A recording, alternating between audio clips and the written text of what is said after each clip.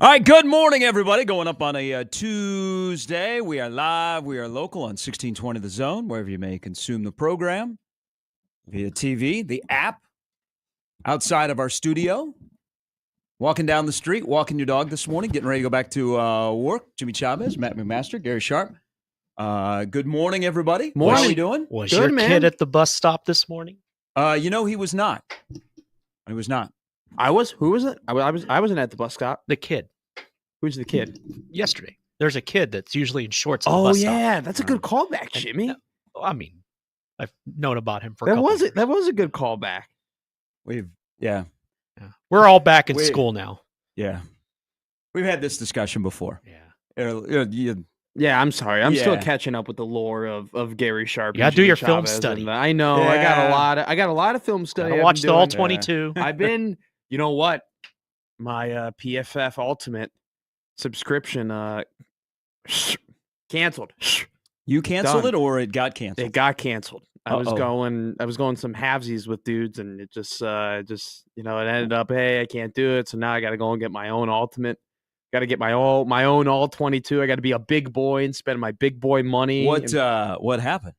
It just the one of the parties we were deciding to do it with was like, hey, I got to save money. I can't do this anymore. Especially like outside of football season. And that's where you draw the line? And he was the one who had like the account, like it was under their email and everything like that. So like they're done. And so now like I gotta figure it out and get my own. I have a lot to do. I have to call my electrical company. I have to set up my electric bill.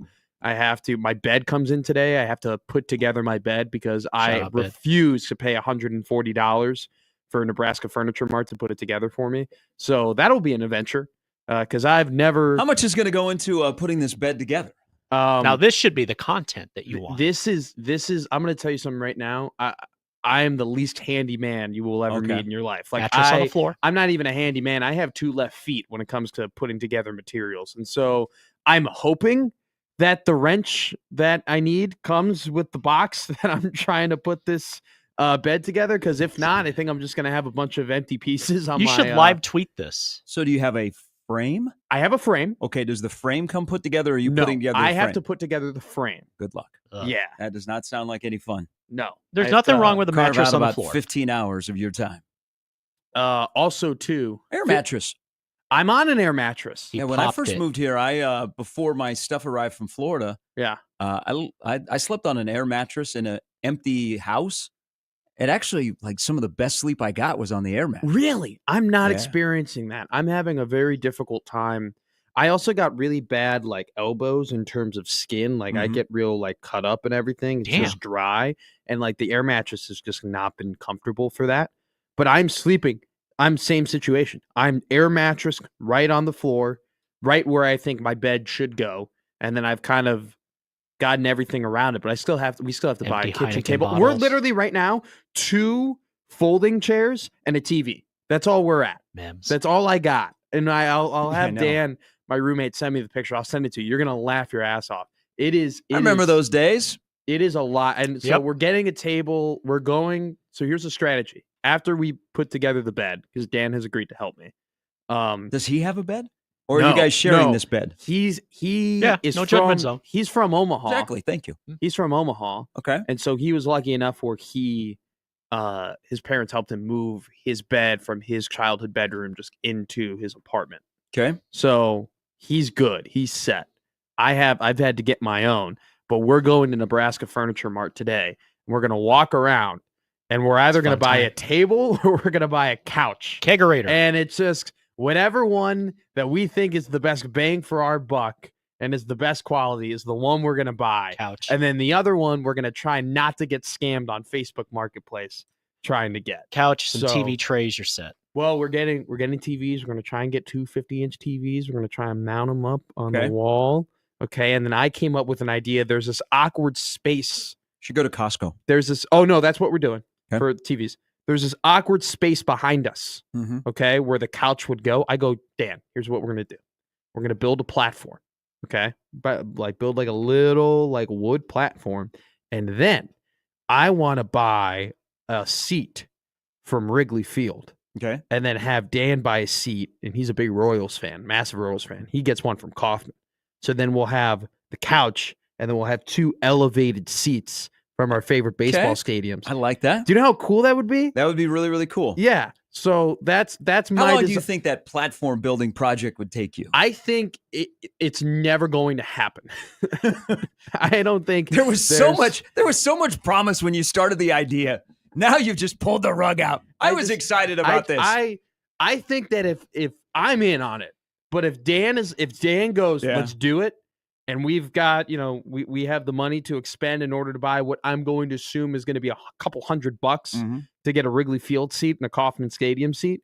I think it would be incredible. I think it would be one of the coolest things that you could see in an apartment, especially with just 2 22-year-old kids. Why didn't you get a furnished place?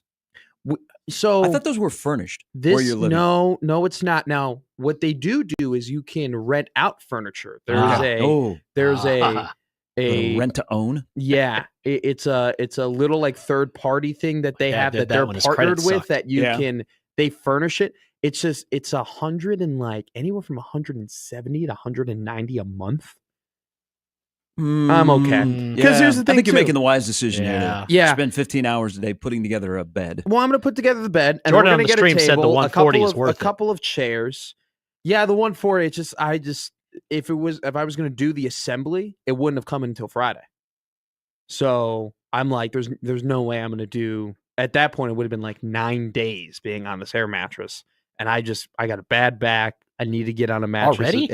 I do. I played hockey for 15 years. That'll do it. I'm shocked. So here's the deal with guys from the Nebraska Furniture Mart, because I've done this before. If they show up to deliver, have some cash on hand, and depending on which delivery drivers you got and how busy they are, you can talk your way into them helping you. Here's what happened. But you got to hook them up. I'd give them a case of beer. Yeah. And maybe throw them some food. You have any more pizza left? Here's what happened. They're supposed to come from 8 a.m. to 11 a.m. today. Okay. I got a text from them. Hey, we're coming in 8 a.m. to 11 a.m. I call them immediately. I go, nope, not happening. I'm not going to be there. They're like, well, the only other time that they can come is on Sunday. I'm like, nope, that ain't happening either. I go, for the first time in my life, I go, can I speak to your manager? First time ever. I go, can I speak to your manager? And the lady, she got a little, whoa. And she like, well, I can do this and I can do that and that. And then I go, at a certain point, it clicked in my head. I go, oh, my roommate's going to be home. Okay. I go, if I call you back, it means that my roommate can't be there to help put this into the room. You hear that, Andy, who is a bigwig over at Nebraska Furniture Mart that listens to the show? Shout out, Andy.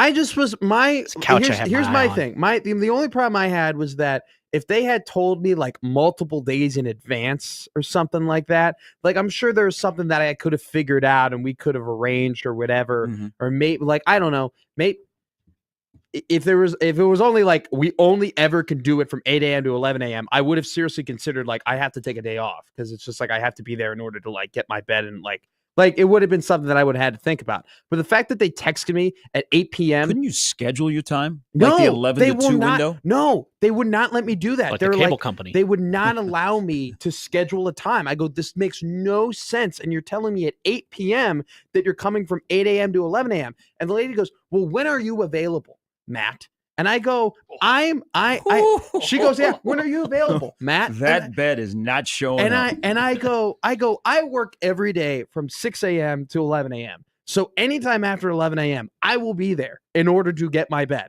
And she's like, well, there's nothing we can do and we can't schedule and this and that. And I go, at one point I said to her, there's definitely something you can do. You got to charm. There's definitely something you can do.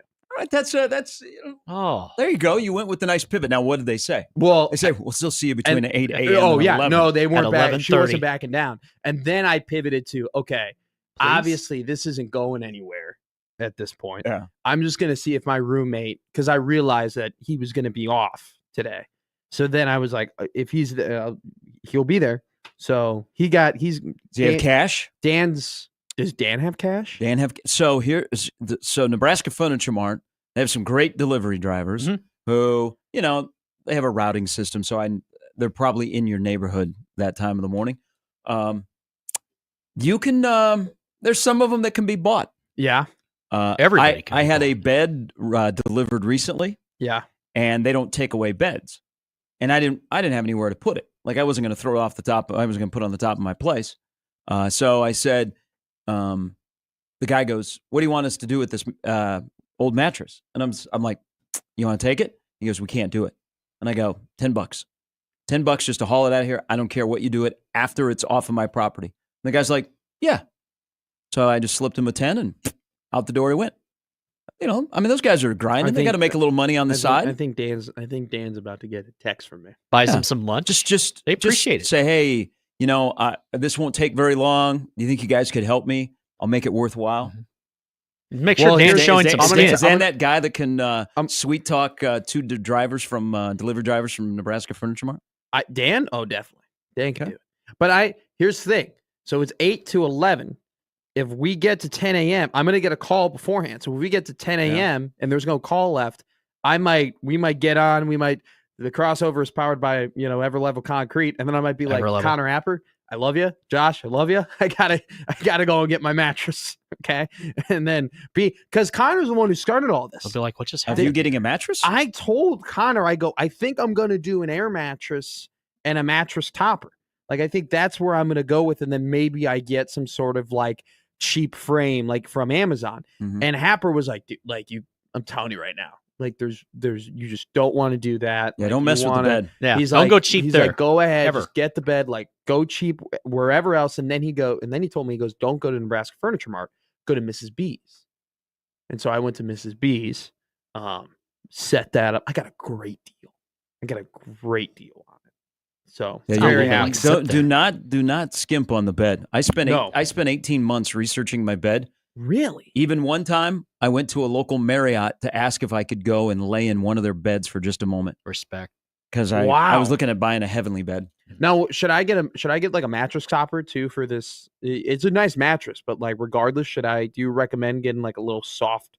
Like, what's your bed setup? Is that what you got? What do you got? I got a great bed setup. You got a great bed setup? Don't ask another man that. Do not ask another man that. Especially at 6:19 in the morning. Hey, what's your bed setup? Can I lay in your bed? Do yourself before you do others. This tradition. Sorry, I don't want to break up your relationship with Dan. What do you mean? It appears that you two are very, very happy. And not our Dan who listens. Morning, roommate. Dan. My roommate Dan. That's what I said one time. And then she got a job in another city and moved out. All right, welcome in, everybody. Gary and Matt. I almost spit out my coffee. Coming up on the show, the lineup brought to you by the Roof Reason, John Higgins, Weather Guard. Sam McKewon's going to make his 2025 debut. Coming up at 7:30. Also, Chris Crutchfield, the head basketball coach at Omaha. Mavs have a huge game tomorrow night against Kansas City. Nationally televised. It's white out. Omaha's 2-0. Kansas City's 2-0. It's the Mavs and the Roos at the back. Stir. So Crutch will join us coming up at 8:30. I'm going to that. Yeah? Yep. All right. I'll be there. Have a few beers. Yeah. We go, probably not, but it'll be a good time. Late night, 8:05 tip-off. Yep. Help you go to sleep. Fun. You and me both. We'll straight from the arena into bed. See you in the morning. Wow. Well, not in the same bed. In our different beds. In our different setups. People aren't awake yet, so they're putting those two things together and just like, what? You know what? I'm just going to tell you this. Is this what all the shows do? I'm scoring pretty well in the paint right now, and it ain't with you. Also on the show, Brian Christopherson and Andy Kendi will all stop by. So a loaded lineup brought to you by the Roof Freeze at John Higgins Weather Guard. I couldn't hit water if I fell out of a boat. Omaha people are very, very smart. They're aware of you. Too smart. But you got Dan. I got Dan. You got you and Dan are together. Dan Sounds like a lovely couple. We are a lovely couple. Shaq and Kobe. We go to rest in peace. Should have seen us. Did he make you breakfast table. This morning before you came at the blackjack table? It was like Rodman and Pippen. They say once you go blackjack, you never come back. Yeah, Jack. Also, speaking of sleep is overrated. No, it's not. Yeah, it is because last night. So yesterday turned out to be a pretty good day in sports. Yeah, man. The FCS game delivered. Yeah. Shout out Bison. Monday night, you were looking for something and you found it. And Frisco, Texas, the place was packed. The FCS championship game turned out to be a banger, won by North Dakota State. Fight on, Bison. I'm a bigger fan. Well, I'm a little bit mixed now. So I would rather root for North Dakota State than South Dakota State. But DJ is now the head coach of South Dakota State, so I have to push aside my angst for South Dakota State. But North Dakota State wins the championship, and it came at the right time. I love that they moved the game to Monday night, standalone game. There's no competition. Loved it. The place was packed. It Early was a kickoff. fantastic game. People watched. I mean, I'm sure that they brought in some new viewers that were like, oh, this is what FCS football looks like. Also, who is going to break the bank to get Bryce Lance out of Fargo? I was about to say, he is incredible, man. That kid's an athlete. He is. He's a dynamic wide receiver, but there are pride programs around the country that the exposure that North Dakota State has gotten is like, I wonder how much it'll take to get him out of Fargo, even though his coach says, we don't leave. We are a program. By the way, the head coach of North Dakota State used to be a lumberjacker. When he was offered a position on the North Dakota State staff, he was working part-time as a lumberjacker. Wow. And that's a really dangerous job that I've come to learn. It is. It's super dangerous. Now, to drive to his interview with Craig Bowl, he had to sell golf clubs because he didn't have enough gas for his car to get to Fargo. That's incredible. Oh, it's a great story. He's a former Iowa assistant as well, but North Dakota State wins the national championship. So you had that. You had the debut of WWE on Netflix last night. Yes. America did the right thing last night. They did the thing. They booed Hulk Hogan. It was embarrassing too, because he came out there and then he started promoting his Real American beer. Yep. And it was already going downhill before he got onto the microphone. Like, it was already, because he gets a bigger pop typically. And when he didn't get that first pop, it was weird. Then he goes, "Let me tell you something, brother." Yeah. Great. And the look on his face. It was crazy. And the Mean Gene in the background, he's waving the flag. He looked awkward as hell too. He didn't know Mean what Gene's was still going with on. us? Jimmy Hart. Or Jimmy Hart. Oh, Jimmy Hart. He was waving the flag. It was good with the Cardinals. The face. So very rarely, somebody comes out. All he did is came out and did a face promo. He didn't wrestle or anything like that. It was a bad promo. They booed him. Thank you, WWE fans that were in Los Angeles last night. It was awkward. He did not anticipate it. Now, I know people are like, oh, is that because he was at the Republican National Convention? No, because the guy's a racist and he's a bad person. You know what?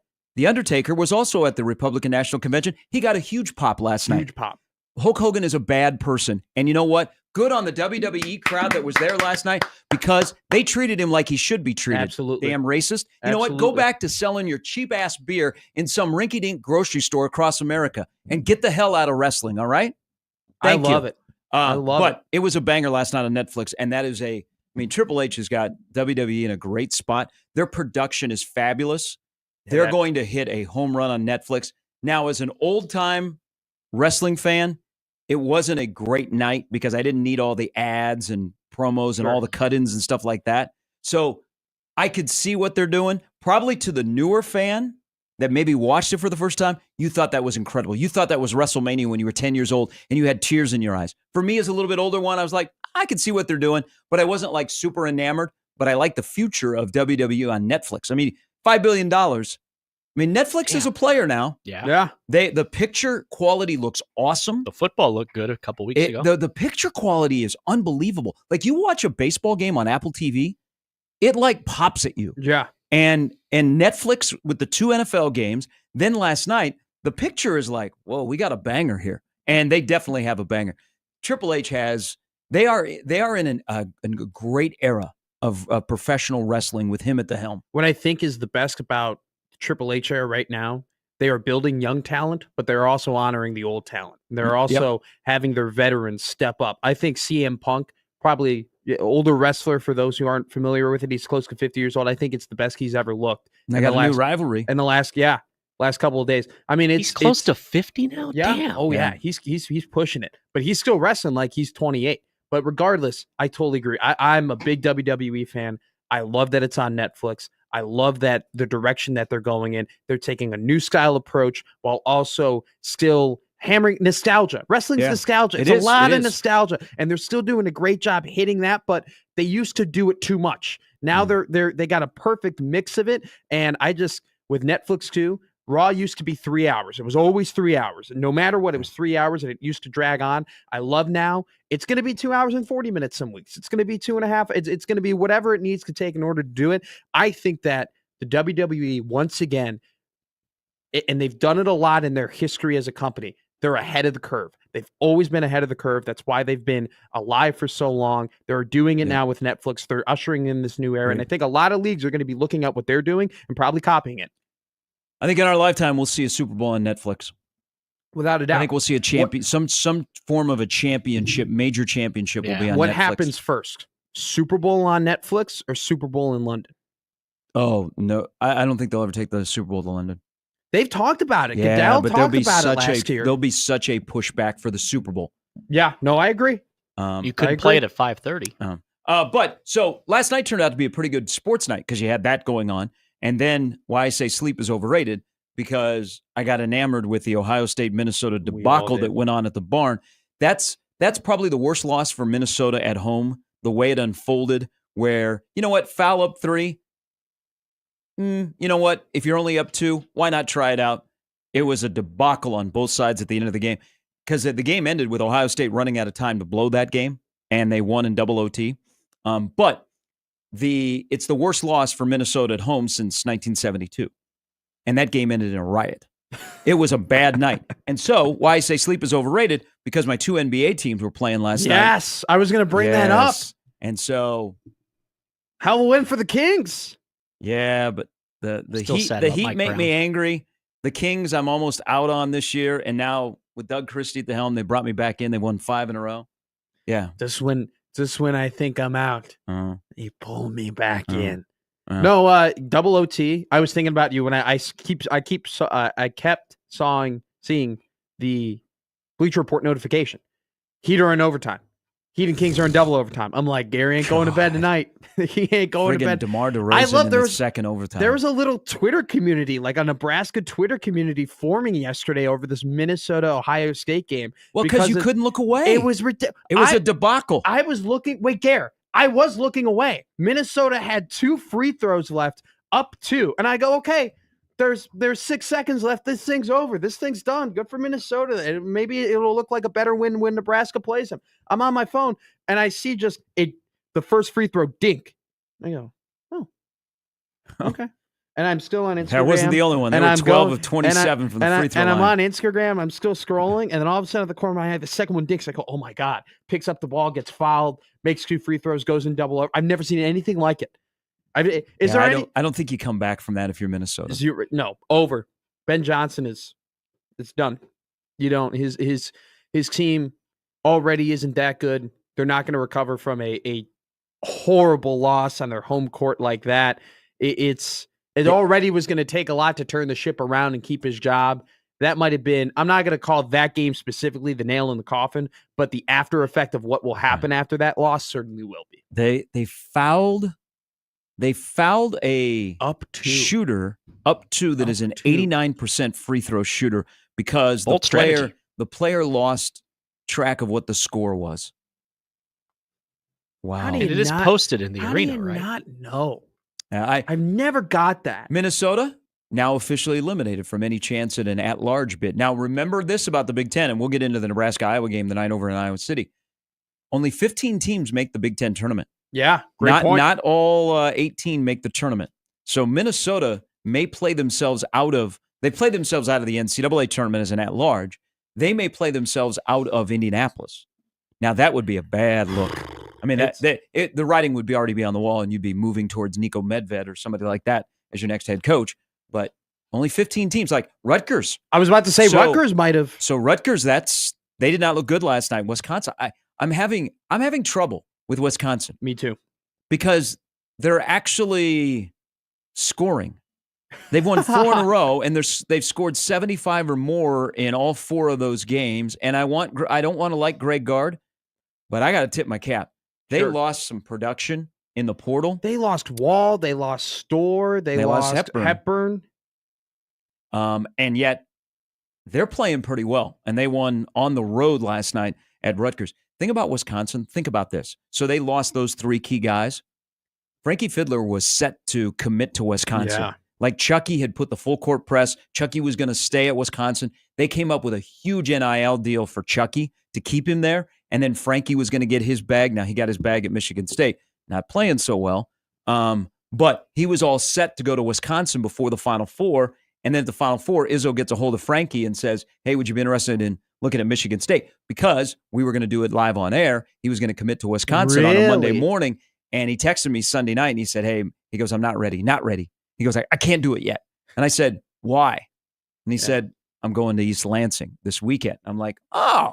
So you got friends there? Greg Gard could have had all of that, but he loses those three. Yeah. And I mean, I got to tip your cap. He might not be the guy that you're going to hang out and have coffee with in the morning, but Wisconsin's got a good story going here. And we'll see about the story about Nebraska that plays tonight at Iowa if they keep their good story going of exceeding expectations analytically. They dropped 7 straight game. They dropped 3 games against 3 pretty good teams: Illinois, Michigan, and Marquette. Marquette's a great team. Illinois is a great team. Michigan's an okay team.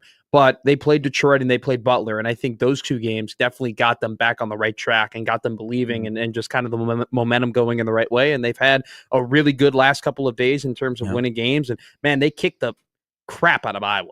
I mean, they put up 116 on Iowa. They gave it to them. 21 threes. They gave it to them. So beat down. Greg Gard is just one of those coaches where it's like it's always going to be Wisconsin will always be one of those teams that are competitive. Like as long as he's coaching that team, it's always going to be a game that you're going to have to be in. It's going to be tough to win, regardless of whether you're at home or on the road. And the Big Ten is dangerous. I mean, it just seems like every week there's another team that you got to look out for, and there's another team that you're going to have to really, really compete against in order to win. And so, Michigan, UCLA also play tonight. Yeah. So Michigan played USC, stayed out in LA. UCLA had to come to Lincoln. Now they fly back home. Advantage? Oh, that's interesting. That's an interesting twist on the schedule. That Michigan plays USC and UCLA back to back, but UCLA flies to middle of America, plays, and then comes back home. They did go to Central Time. Well, the good thing is UCLA didn't go to Eastern Time. If they went to Eastern Time, it'd be bad. I don't know. That's Central Time's definitely a lot easier. I mean, that hour means a lot. Well, we'll get into Nebraska being a 3.5-point dog tonight for a 7:00 game on the cock against Iowa. If you don't have the cock, you can probably find it on YouTube. A lot of streams that show up on YouTube. There's also a guy on TikTok that he's not. I don't know that he's a fan of anybody in particular. But if there is a college basketball game on Peacock, he's streaming it. There used to be this guy for the UFC who would go on Twitch and he would pretend he's playing the UFC video game, but he's streaming a UFC pay-per-view. That's how I used to watch the pay-per-views. It was so funny. Also, while everything was going on a pretty good Monday sports night, Nebraska got a crystal ball for an offensive lineman from Alabama who was arrested and charged with knowingly transmitting a sexually transmitted disease, which in the state of Alabama is a Class C misdemeanor crime. But he did start 12 games last year at Alabama. That's one hell of a lead-in. I didn't know that you could. How many misdemeanors would you have in Alabama? How many would I have in Alabama? I would have 0. Hey. Yeah. Is he squirming over there? Homie, itching? My soldier has a clean helmet. I didn't know that was a thing. Oh yeah, man. I had no clue either. The things they care about in Alabama. Can you get arrested in Alabama for having ice cream in your back pocket? Isn't that skate too? Only if you're a minority. Excuse me? I'm pretty sure if you have I don't even know where I start to Google that one. Ice cream in your back pocket illegal. I'm pretty sure it's the state of Alabama. Paul. Paul, I was going to T-Town. And I had a little ice cream. I had an ice cream sandwich and I didn't know where to put it, Paul, so I just put it in my back pocket. Okay, it's Kentucky.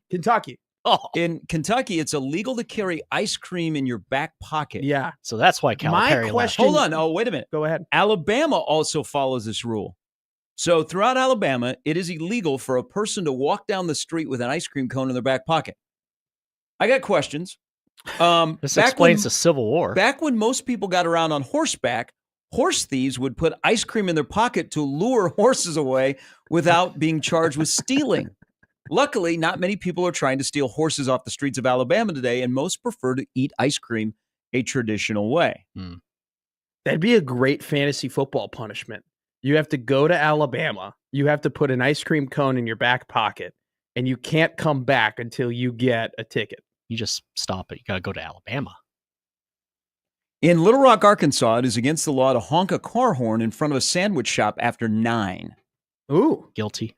Okay. Are you just on the weird laws list of Forbes right now? I'm just kind of going through No, Another one from Okay. Colorado. Give it to me. If you're yearning to wake up to the crow of a rooster, don't settle down in Louisville, Colorado. In this Boulder County town, it's illegal to own those loudmouth fowls. You know But that. don't ruffle your feathers just yet because the city does allow residents to own as many as 3 turkeys. You just know that like Sally and Mike had a rooster over in Colorado, and they lived right next to the mayor of town, and he was sick and tired of waking up at the crack ass of dawn. So he went to city council and goes, "No roosters here. We're done. You know, Sally and Mike, you got to put her out back. Not doing it anymore." You are so enamored right now. Well, because here's one that I've spent some time in. I've spent some time in Gainesville, Georgia. Sure. Home of the Red Elephants. It's where Deshaun Watson went to high school. Oh. Blake Sims. Remember Blake Sims? Who 12 years ago yesterday, national championship. Yes. No, not 12 years ago yesterday. 5 years ago. Do you know what was 6 the COVID years? championship. Do you know what was 6 years ago yesterday that we didn't mention on the air? There's 2 things that happened yesterday I didn't mention for both of your sakes. We can get to later. Fair enough. But in Gainesville, Georgia, which nice community, the Red Elephants. Yeah. What about them? What can't you do in It is Gainesville, the Georgia? poultry capital of the world, which is true. You drive in and you might see like chicken carcasses laying on the street. Sure. Like a main Really? when you get off the interstate and you get off there in That's Gainesville. got to be disgusting, unhealthy, and smelly.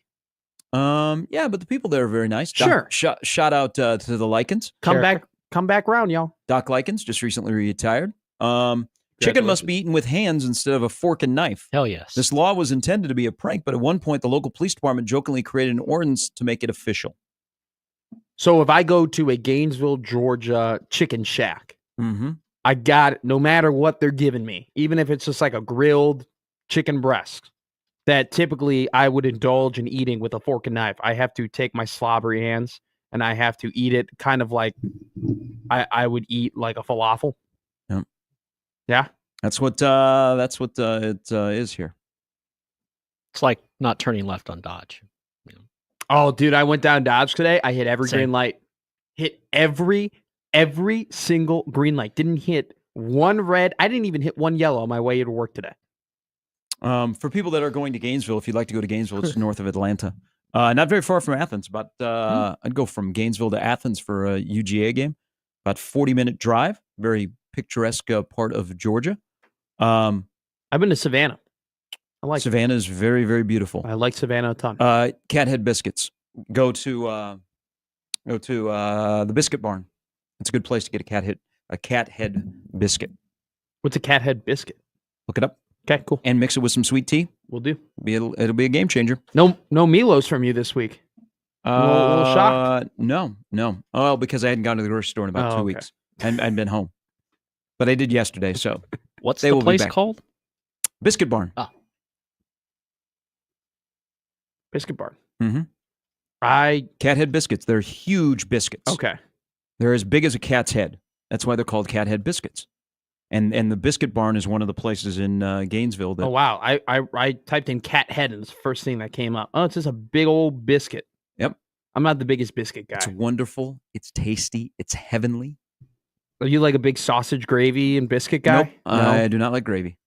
Okay. I hate I'm gravy. not a gravy guy. Neither am I. But those biscuits are fluffy. They look good. Yeah, that's what she said. All right. Don't know where we go from here. When we come back, we will get into Nebraska has been active in the portal. Again, there is a crystal ball for an offensive lineman, which is much needed at Nebraska. Yep. Plus, there is a visit today from somebody who got a lot of love from Matt Rule before Nebraska opened up the 2024 season. Also, a little bit later, with Nebraska playing Iowa tonight, I've got an oddity that may be part of Nebraska-Iowa history in 2025. Ooh, okay. We'll do all that. We roll till 10 on a Tuesday on 1620 The Zone.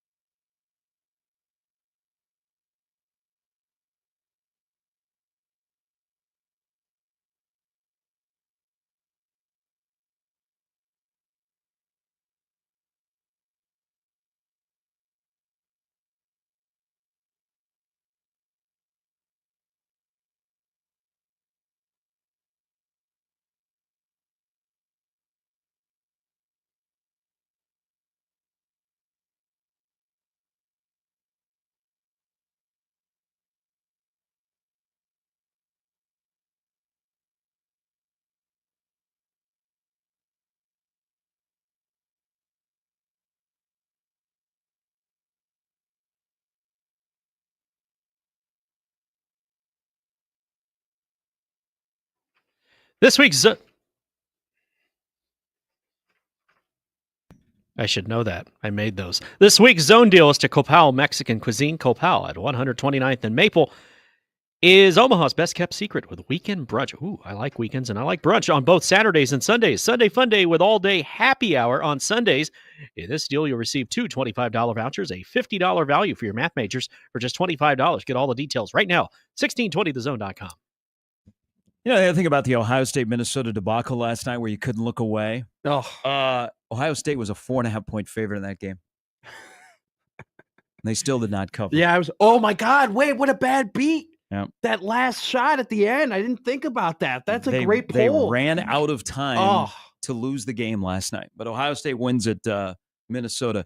Jake Diebler used a 2-week stretch last year to get himself a pretty good job. Now, they did beat Kentucky on a neutral floor they beat Kentucky by 20. I don't know last night. Watching that game, maybe it's just the Minnesota effect. They dribble a lot. Yeah. That's a dribbling team, that Ohio State team. They got 3 guys who like to get their own bucket, and that's kind of how they roll. And you know what? Sometimes it works. Yesterday, it was not. And they got bailed out by some of the worst play at the end of the game that I've ever seen with my own eyes. I mean, just the amount of crucial mistake made over and over again by the Gophers was ridiculous. The foul, bad fouls, bad free throw shooting, bad defense, just awful. Awful. I want to throw up watching that game. Yeah, they were 12 of 27 from the line. Yeah. And I think, Oh my God. what did Nick say at the end? Ohio State 29 of 33 at the line. And then also there was a bad call at the end where there was a travel. Yes. But Ohio State wins and Minnesota's in trouble. When the barn is empty, like when that place is packed, it's a unique venue. Yeah. And it's a home court advantage. But the students weren't there and nobody decided to go. They were probably downtown because the T-Wolves were playing the Clippers last night. But there was nobody at the barn. Ant-Man, yeah. Hey, this is for everybody out there that's a fan. We are in the age where your butt has a lot of power. Yes. Because It's a great point. we're in the social media age where the powers that be, they listen. And if there are empty seats, they're going to listen a little bit louder. There are a lot of empty seats at Minnesota. Watch tonight. Watch tonight at Carver Hawkeye Arena. Students aren't there. People are a little disgruntled with Fran McCaffrey. Look at how many empty seats will be at Carver Hawkeye Arena tonight. I really think a big reason why Fred Hoiberg kept his job 2 years ago when they made that great run at the end of the year was because they were winning games. But people were going to PBA. People were going to see Keisei Tominaga play. People were going to watch that run. I feel like if there wasn't that energy around that team, if there wasn't that excitement around what they were doing, that end of the year run, that, they didn't even make the NIT that year. I mean, it was way too little, way too late. But the fact that there were butts in seats, a lot of people looked at that and said, you know what? Not only just the athletic department who decided to keep Fred Hoiberg, but the future recruits who ended up coming to Fred Hoiberg recognized, like, look, this team couldn't even make the tournament for non-tournament teams, and yet their fans were showing up and their fans were cheering. You're totally right. We're a baseball team where people go to Wrigley Field even if the Cubs are bad, and it Yes. drives me nuts because it doesn't force the Ricketts to do anything because they just Absolutely. like, hey, when it's warm out, Wrigley Field's going to be packed. Yeah. I'm trying to. What local team of the 3 universities? It doesn't matter if the product on the field is poor. People are still going to go in droves. If I would have brought this up 10 years ago, you'd say football, Nebraska football. But we have seen people not all of a sudden they want a return on their investment and they don't go as much. Yeah. If the football is good, they go. If the football is not good, they stay in the parking lot and tailgate, or they don't even get out of their house and they watch the game on TV. But what local, I'll say red, blue, and black Nebraska, which one, regardless of what the product is on the floor, winning or losing, people will go no matter what? Creighton basketball? As long as it doesn't go back to the Rick Johnson days of the Civic. But the problem is that arena is just massive, where it really is. It's just super hard in general just to pack that arena because of how big it is. I wanted to say Omaha hockey? See, I wouldn't know, but that's you two. If you two would have a better idea than that, I'll say this: like Nebraska volleyball, but Nebraska volleyball has been so good for so long. Yeah, I've never In my lifetime, I've never seen Nebraska volleyball bad. Exactly. So it's like we can't answer that question because there isn't a down year where people still go. I would imagine probably if they were bad, there's a lot of pride in volleyball that people would still go. But like basketball, Nebraska basketball's, I mean, at least in my time, when I first started going to UNL, Nebraska wasn't very good at basketball, but students were still going to the game. That student section was still packed. People still wanted to watch. Was it as in 2021 and 2022? Was it as consistent? Was it as big of a home court advantage then as it is now? No, but it still consistently got really good crowds. I don't know. That's a good question. I mean, Nebraska men's basketball will go. People, again, a loyal fan base. They will go. They will, and they have been. But it's been easier for them to go with just as long as there's excitement around the team. It's not even like they have to be this juggernaut Nebraska basketball. Just as long as there's a watchable product, people go. Dan says Omaha hockey, Nebraska volleyball. Morning, Dan. Omaha hockey is the one that I would point to because it's an experience. It's unique. It's the only Division I hockey program in town. Personally, I wish you'll have fun. I wish it would bug more people when Omaha Maverick athletics is not good. Yeah. I don't think there's enough of us where if the Mavs lose, it like ruins your day. There's a lot of people that go like to hockey, and the people that are diehard hockey fans, where they live and die with that team, they are well known, and kudos to them. But I think there's a lot more people that go, hey, you know what? It's hockey. It's different. It's Division I hockey. They put on a good show. It's exciting to watch, and the Mavs are gonna, they're most likely they're gonna be good. Let's just go, and we go once a year, and we say we went to a hockey game. Yeah. But if the Mavs lose, it doesn't ruin my experience. I'm a little personal input there. I mean, look. As more people go to hockey games, hockey's going to become more popular because I say it all the time. The best game to go to in Chicago is a Blackhawks game. Hockey is one of those sports that once you go to it for the first time, you're going to go to it a second time. Mm-hmm. All right, here is Andrew. Good morning, Andrew. I don't know about that, boys. I would put going to Creighton basketball is the premier sport right now in Omaha. Okay. I should put it that way, and you're going to see a lot of people come. And I would put UNO hockey as the second. And then a tie between Nebraska football and volleyball as third. Okay. Maybe football would be one you could throw in there. But to stay Nebraska basketball, listen, this is a nice little story this year for Nebraska basketball and stuff. But realistically, I mean, year to year, year in and year out, they suck. Let's just say it like it is. So I don't think you can throw Nebraska basketball because I've been there where the vault has been really quiet. We're not talking about being quiet. We're talking about people showing up and putting their butt in a seat. Well, I mean, if you have a butt in the seat and you're just sitting there doing nothing and not cheering, you might as well not be there. I mean, but if your team's losing by a lot, I mean, I feel like that gives you certain circumstances to not necessarily be going crazy in your seat. And that 20 in a row at home. Well, no, I know, but I mean, Andrew's talking about right now. Andrew's talking about past. He's talking about the past Nebraska basketball that hasn't been winning in the past. And the question was, if they're not playing well, are you still going? But Andrew, I mean, the question was, who are people still going to the games if they're bad? Nebraska basketball, people still go to the games. I agree with you in your top two. Yeah, I think your top two is fine. But per capita, like Nebraska basketball has not been a historically good program. And people still go. People still go. Yeah. So people need to be reminded what happened 45 days ago. If you don't know what happened 45 days ago, put it in your Google machine. Thank you.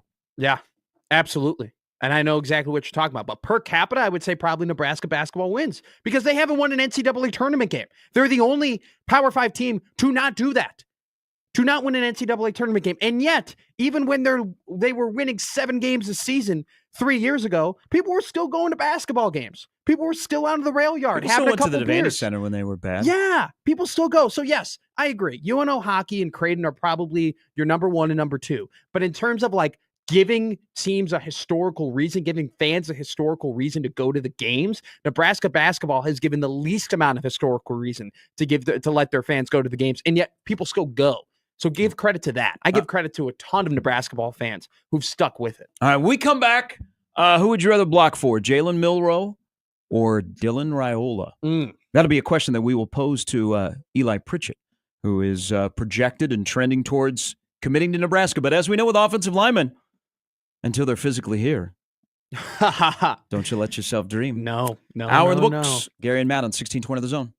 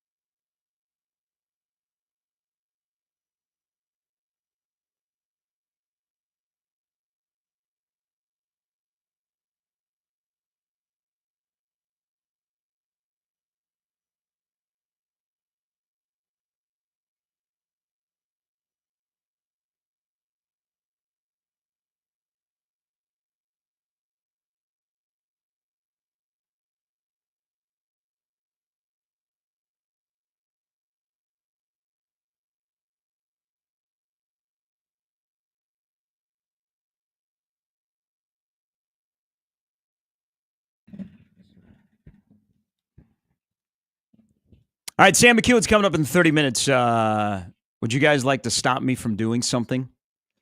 No. Concerning the 2025 college football season? No, I don't. I Okay. don't like to ready? stop you from doing Oh, let's hear anything this go. because You ready? typically it turns into something really entertaining that I can make fun of. So go ahead. Go ahead. I think I'm about ready to buy a lot of stock. Oh, Like a lot of stock. okay. Is it a player? Nope. Is it a coach? It's a coach of a program in college football. Okay. Is it FBS? It is FBS. Is it in the Big Ten? It is in the Big Ten. Is it PJ? Is it in the former Big Ten West? It is in the former Big Ten West. Is Close. it a northernly It Big is. Ten West I team? believe there is snow on the ground where this place is located. Is it buying stock in PJ Fleck? It is not buying stock in PJ Fleck. Is it buying stock in Luke Fickell? It is not buying stock in Luke Fickell. Is it buying stock Bert. in David Braun. It is not buying stock in Northwestern. So we're in East Lansing or we're in Ann Arbor. Is it one of those two teams? We are in Champaign. Wow. I guess it is Northern. When I think of Northern, I think of Champaign as South because I'm from Illinois. Brett Bielema. What did Brett do? Are we ready to live in a world, ladies and gentlemen, boys and girls, where in the preseason top 25 poll, Illinois and Indiana could be inside of the top 20? Sign me up. So I'm a fan of Bielema, okay? He's too. a Richard head. He's not for everybody. He's one of those coaches at the top of your list that'll get under your skin. Damn, the man can coach football. And what he is doing at Illinois, they are building a sustained program, not a, hey, we flash 1 year and then we drop back. That was a really good team this year. And if you watch them against South Carolina, I think South Carolina had a really good season. Illinois was the better team on that field. They were faster. They were more physical. So and this is probably something I'm going to talk to Sam about acquiring or retaining when it comes to roster construction right now. Illinois has kept players. They're going to return 18 starters, including 3 all Big Ten players. Luke Altmaier's coming back at quarterback. Yeah. It's way too early because it's January, but there's something going on in Champaign. And again, he is building a sustainable program. I can see that. I can see what he did at Wisconsin. I can see what he's doing at Illinois. You heard it here first, January 7th. Illinois start to buy some stock. But you want to go a step further? You want to get excited? Can I excite you about something about the future? Yes. Yes, you can. So, again, we're going to live in a world where Illinois and Indiana are top 20 preseason next year. And don't bat an eye. But week 1 of the college football slate when they have no competition from the NFL in 2025 is a banger.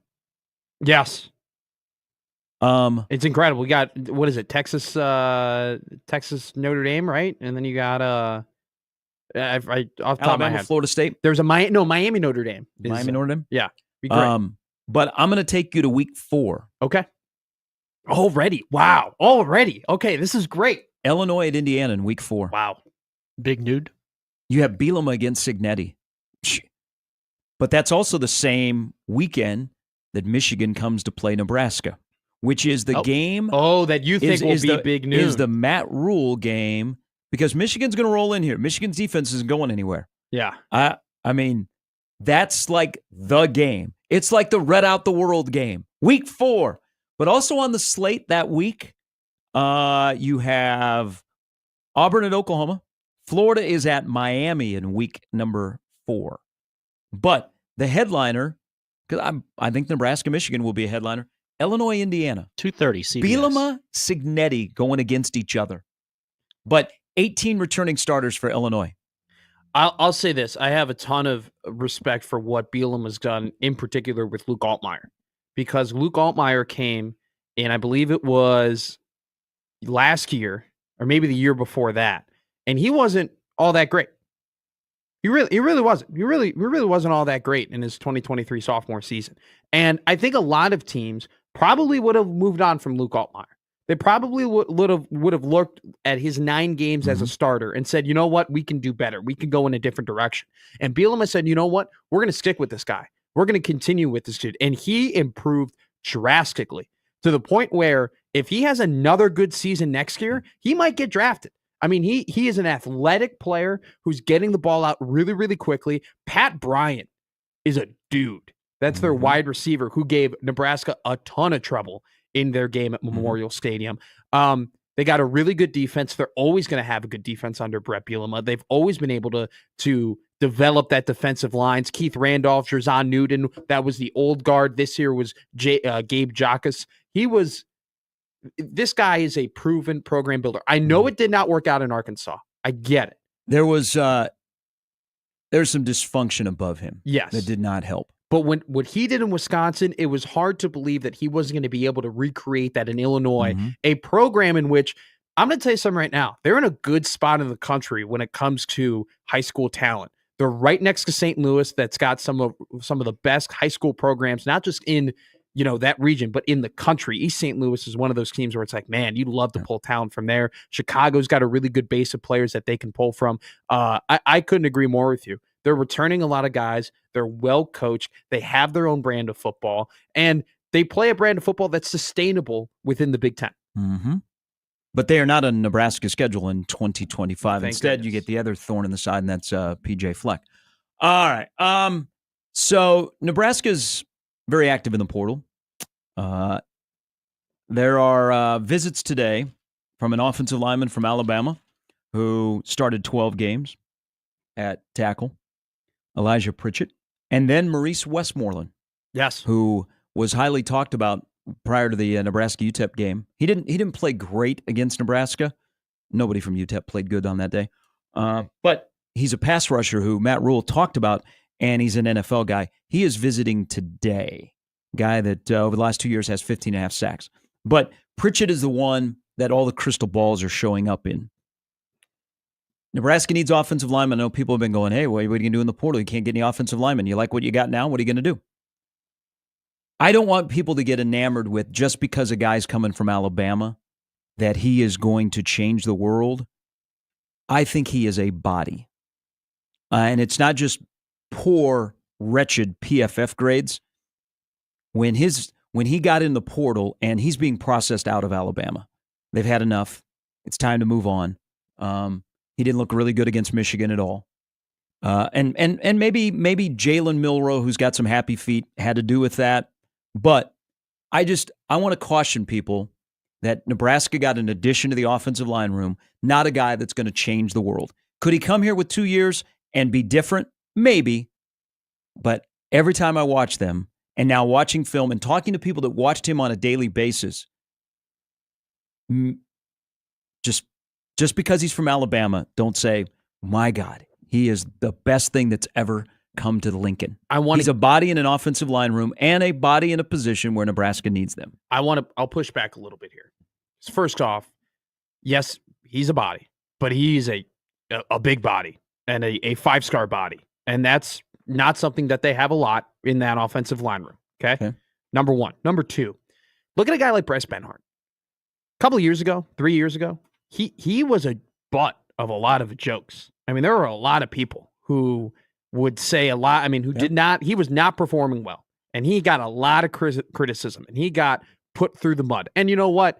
I'm not going to say that wasn't warranted. He was not playing good football, but Donnie Raiola came in and he developed, and he helped Bryce Benhart, who, by the way, loves Donovan Raiola, who is bought in completely to his style of blocking that comes from the Harry Hiestand tree, the Harry Hiestand style. Harry Hiestand's one of the greatest offensive line coaches, maybe in all of football. And Benhart went from being the butt of a lot of jokes to being a solid part of this team, not only this season, but last season as well. And maybe he's even a guy. Last year he was really good. Yeah. He needed to be better this year. I agree. He was okay. But he was okay. But he was better. He was better. I agree with you. He was better last 2 years than he was the previous two. So when you see a guy like Bryce Benhart go from having a really, really rough go around his first season, and then having a guy like Donnie come in and having Benhart buy into that and see him take the jump that he did, it's hard for me not to believe in the fact that he can't take a guy like Pritchett, who's probably the most talented and physically gifted dude in that offensive line room if they end up getting him, and also have that same result. Look at a guy like Justin Evans. I went to open practice. I saw Justin Evans play before he was a starter. There are a lot of people who said, that guy's way too small. That guy is not big enough. That guy he's not going to be able to play Big Ten football. And he developed with Donnie to the point where he was a pretty solid starter this year. Donovan Raiola is a really, really good coach. Now, if Pritchett doesn't have thick skin, if Pritchett is a guy who we would consider soft, he's going to have a tough time with Donnie's coaching style. I don't know that. We don't know. Would know more about that. We don't know. I don't know that either. But if he is, he's going to have a really tough time with Donnie, because Donnie gets on guys, and Donnie's a hard coach, and Donnie, that's his style. But if Pritchett buys into it, if Pritchett really, really takes what Raiola is going to give to him, there's no doubt in my mind that he can be an impact player. I agree with your sentiment. I totally agree with your saying. The guy gave up 5 sacks and 21 quarterback hurries. He didn't even play a full regular season. It was to the point where he won the job, and then at the end of the year, he was having to split snaps in the ReliaQuest Bowl, right? The guy did not have a good year. But Raiola is a great offensive line coach, and this kid is so physically gifted where it's hard for me not to get a little bit excited of what could happen when those two things melt together. Is Donnie better at developing high school linemen than he is portal guys? I think that's a great question. I mean, we also have to be honest here. The portal guys that have come from the SEC haven't done well. How have they panned out at Nebraska? They haven't. I mean, I think MJ Sherman's the only one who really ended up being an impact player. Now, Elijah Judy is, I think, on a good path. That's good. But he's not going to be a frontline all Big Ten guy. But look at offensive linemen that Nebraska's got out of the portal. Now, Ben Scott did service for 2 years. Okay, that's a portal guy, not an SEC guy. He came from Arizona State. But portal offensive linemen, there's Georgia in there, there's Utah. Where have they been? Nebraska needs Elijah Pritchett to play. They need to develop depth at offensive tackle. They need to figure their offensive tackle spot out. But my sentiment is just don't look where he's coming from and the fact that he started 12 games. Sure. We're smarter than that. Watch some football. Okay? Because 5 of his last 7 games, if you're into the PFF, he was below 41.0 in pass blocking, including against Mercer. It's bad. That's bad. It's just so, and then I asked the question: are Alabama people hopping on to our social media and saying, "Man, you guys got a winner. We're disappointed to lose him," or they're like, "Whew, I can see what Alabama was doing." And then why would a guy at a place like Alabama that puts dudes in the NFL that started 12 games be looking to go somewhere else? No, I think maybe a change of scenery will help him. A different league. All valid. All valid. It's all valid points. It's just I like the idea of having a guy. Now but I'm telling you, sure, don't expect like this huge jump. No, I think he is what he is. At the end of the day, with offensive linemen, Nebraska will only go as far as the development of the high school offensive linemen. They get in here on day number 1, and they develop, and they're here for 2-3 years. Nebraska needs to get to a point. And this is kind of the flipping in year 4 of Donnie on the offensive line, is these are kind of his guys now. Yes. He's turned into a very valuable recruiter. So he's be able to go out and get guys, including one that had a great Pinstripe Bowl practice that just showed up at the beginning of Pinstripe Bowl practice. Okay? The Hawaiian, the big Samoan. But Nebraska, at the end of the day, will only go as far as the development of their high school recruiting class linemen. And it's time for Nebraska to start having more redshirt freshmen and redshirt sophomores that are starting or are knocking on the door as backups. Well, so I want to go back to one of your points. You go, what has he done with portal guys? I want to flip this a little bit. Okay. Wouldn't you kind of consider like the unit he took over? None of those guys he handpicked. He didn't pick any of those guys. He didn't pick Prohaska. He didn't pick Corcoran. He didn't pick Ben Hart. He didn't pick those dudes coming to the program. They were there while he was there. Wouldn't you consider, I know they're not portal guys, but they're essentially the same thing in terms of they were already playing under a different coach. They already had been developed in the way that they were, and he came in, he had to change them. Okay. So in terms of like bringing in guys who had already been coached and already had college experience, he's been doing that for the last couple of years and developing that offensive line. Secondly, he's already a finished product.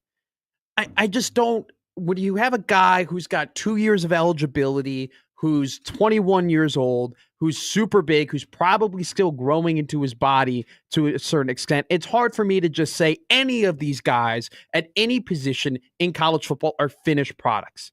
I mean, there are so many dudes who are late bloomers. There are so many dudes who can make late steps and late development. I mean, how many guys have we seen just throughout college football who are in lowly programs in the FCS or non-group of 5 program or non-power 5 programs? They go to the NFL and they bloom and they develop, right? Anyone can develop at any time. So and it's not you saying it. It's just anyone in general being like, they're already a finished product, especially in college. I don't believe in that. I don't buy in that. Anyone can get better with the right coaching, with the right mentorship, whatever.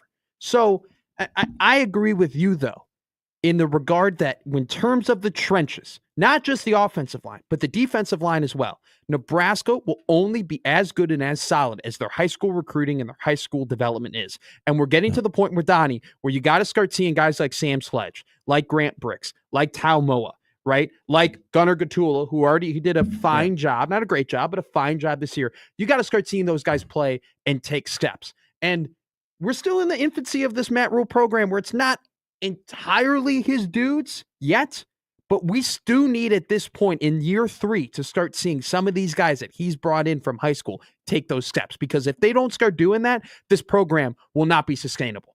That's what has handicapped the last couple of staffs.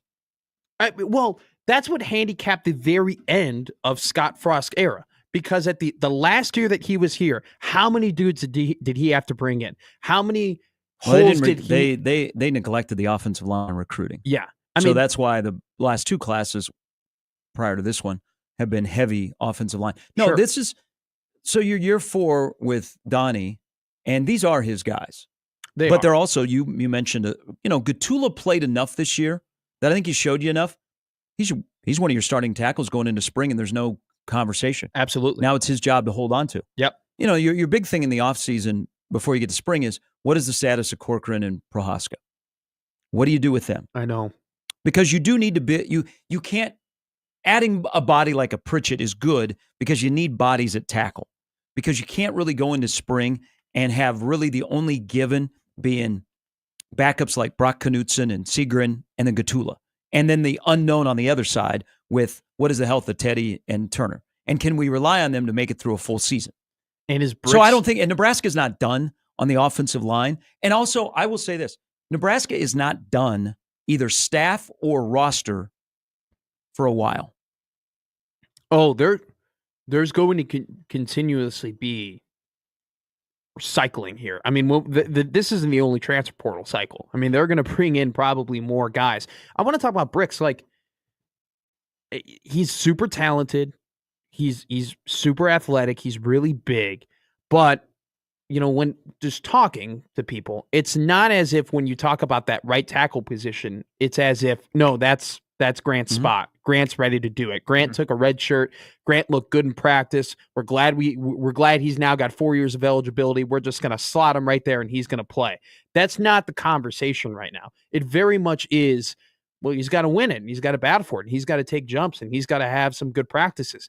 And it's almost as if I'd rather not, at this point, the fact that it isn't a solid, that he's got it, he's ready to go, or at least that it just isn't what we've been hearing around the program. I'd almost prefer him not to play next year and not try and throw him into a fire as a redshirt freshman, because guys get ruined like that. I mean, the offensive line is one of those things. Isn't he playing guard?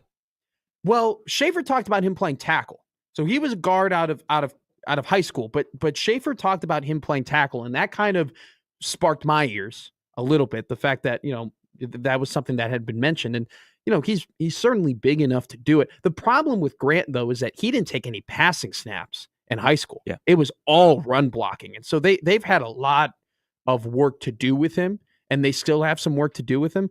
But it just keeps going to the fact that, like, they had a good high school recruiting class with the offensive line, and at some point, the fruits of Donnie's labor have to come through, and you would want to see an offensive line at Nebraska where 4 out of the 5 guys were recruited from high school, developed by Donnie, and are starting on the offensive line.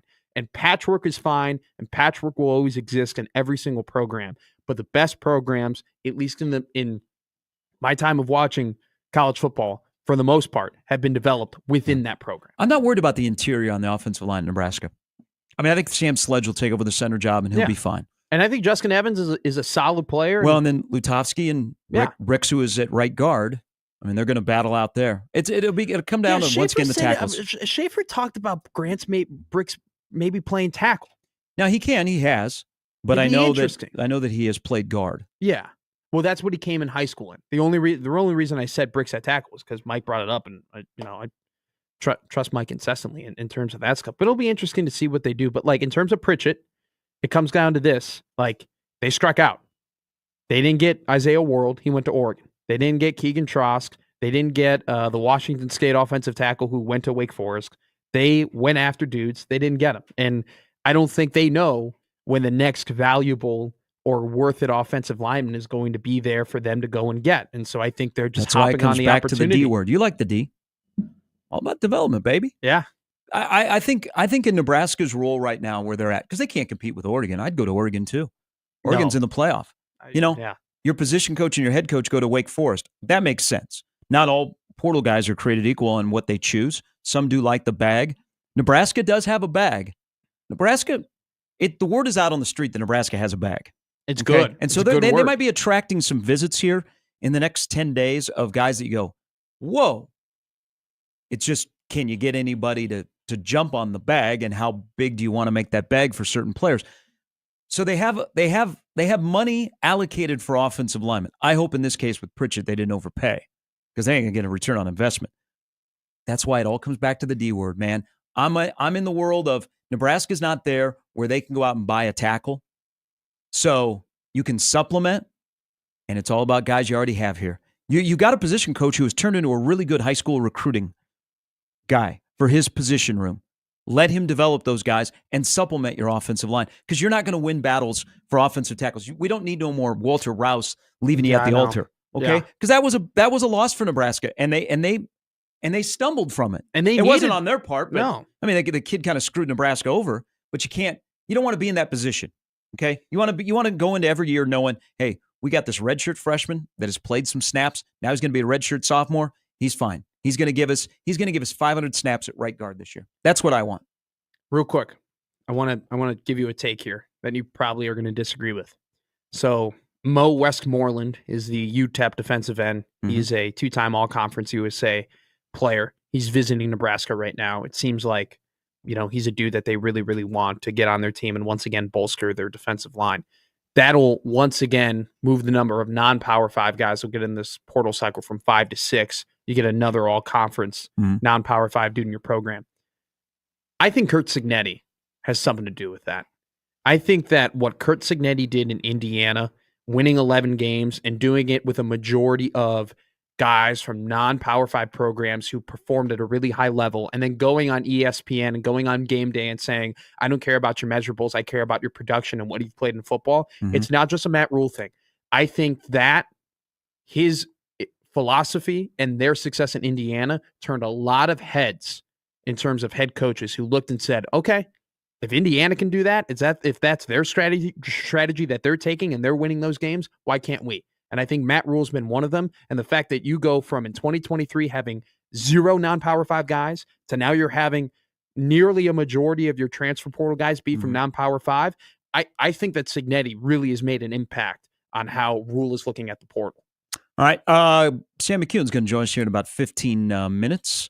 A little bit later, Chris Crutchfield stops by. Omaha men's basketball. Huge game tomorrow night at Baxter against Kansas City. Also got BC and AK all to come on a Tuesday edition of Gary and Matt, 1620 The Zone.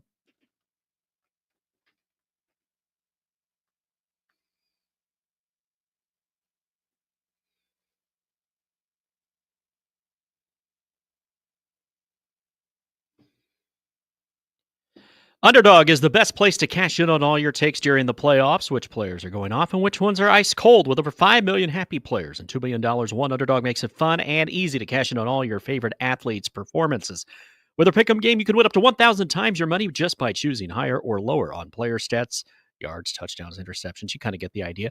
With Underdog's double flex option, you can even take 2 L's and turn them into a W. Sign me up. Every dog deserves a second chance, and with Underdog Rescues, you can get your money back and receive a promo if an early injury causes your entry to lose. Been there. This week on Underdog, I'm looking at the playoffs, all of them, because I need to get back on the good side here, and I think it will. Underdog is the best place to play Pick'em. Download the app, sign up with promo code ZONE, and deposit now to get up to $1,000 in bonus cash instantly. That's promo code ZONE. Must be 19 plus in Nebraska and present in a state where Underdog Fantasy operates. Terms apply. Concerned with your play, call 1-800-GAMBLER or visit ncpgambling.org.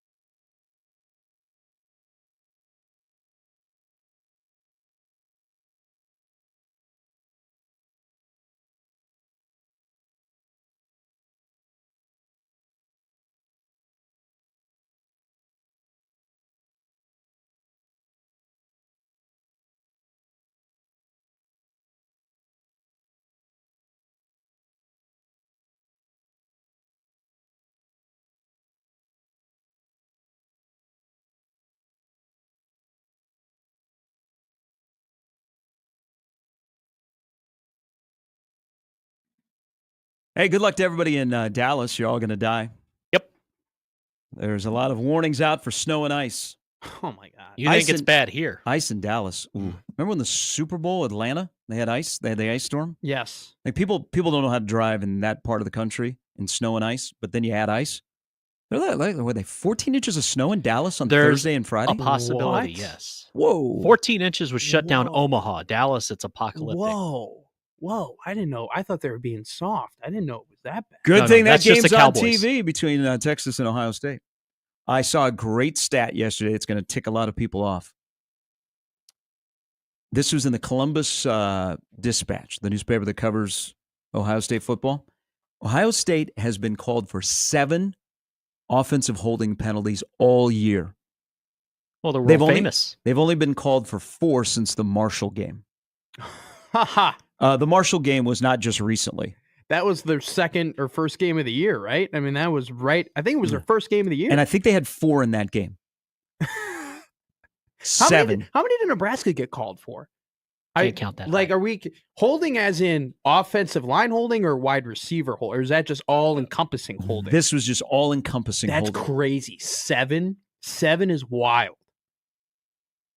Where'd you find that? That's a great In the stat. Columbus Dispatch. Wow. I was looking something up about Shout out Tim May. Ryan Day. Here, one quick thing on Ryan Day.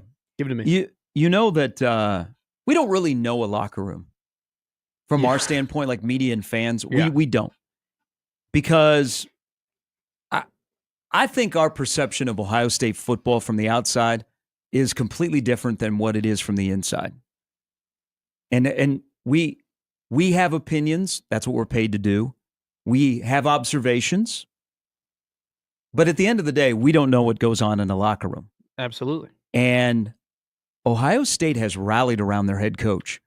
Like they took it, there are certain coaches around here that take the slings and the arrows that I would like players to go to bat for. Sure. The Ohio State players have rallied around their head coach. They'd had enough of all this stuff about him being fired. And nothing is more, to this point, did you see the pregame locker room speech that Ryan Day gave at the Rose Bowl? No. It was really, really good. Like it wasn't rah-rah Dan Lanning. It was pretty straightforward. But like they panned the room and every player's eyes were looking at Ryan Day. And then look what they did. They went out and scored 34 points. So when we think we know what's going on, we really don't. Because inside of those walls, that team has rallied for their head coach. You don't see in college athletics, it's not an everyday occurrence where 18 to 22-year-old men and women will publicly, but also privately say, that's not my coach. You're not saying that about my coach. This is my coach. And they go out and they do it via the performance. After the Tennessee game, you and I talked exactly about this. We both said it just looks like a team that's faster. It just looks like a team that's more aggressive. It looks like a team that heard all of the noise about their coach who's gone, 66-11 or something ridiculous like that, being on the hot seat because they can't get over the hump in terms of a Michigan team. It looks like a team that says, screw that, screw everything. We're going to go and win a national title. We're going to go and hit the crap out of people. We're going to go and prove to everybody why coming into the season, there were people like me and like Brett Ciancia who thought that we could be a historic team. And they've done that twice now. And there's no reason to think that they're not going to go and do it against a Texas team. And good for Ryan. Man, I'm not an Ohio State fan. I've never necessarily been a Ryan Day guy. But you find yourself rooting for him. But I like rooting for people who are doubted. I like rooting for people who I think have been wronged and who are wrongfully being slandered. And Ryan Day has been wrongfully slandered for the last, not even a couple of weeks. It's been like a year now, 2 years of just him being put down and Harbaugh being like, some people are born on third base and think they hit a triple. I want him to win so he can just shove it to everybody because that team and his program has been the second best team in the country the last couple of years. Do you root for PJ Fleck? Because the perception only of PJ, last Friday. Yes, that was glorious. Because the perception of PJ Fleck is he is off the chain. Yeah. Like he's all over the place. But then there's got to be something. He's a fascinating, and again, I think PJ Fleck has hit the ceiling in Minnesota. For Minnesota fans, that's okay. I thought Minnesota was way better than the record this year. But Minnesota, like, players play for him. Yeah, like they like him.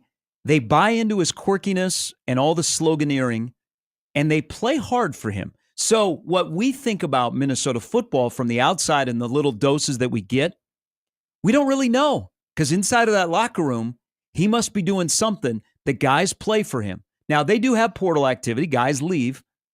But there's no rhyme or reason why, if you have a guy that is quirky as that and does all the things that makes PJ Fleck, you would think players would be like, roll their eyes.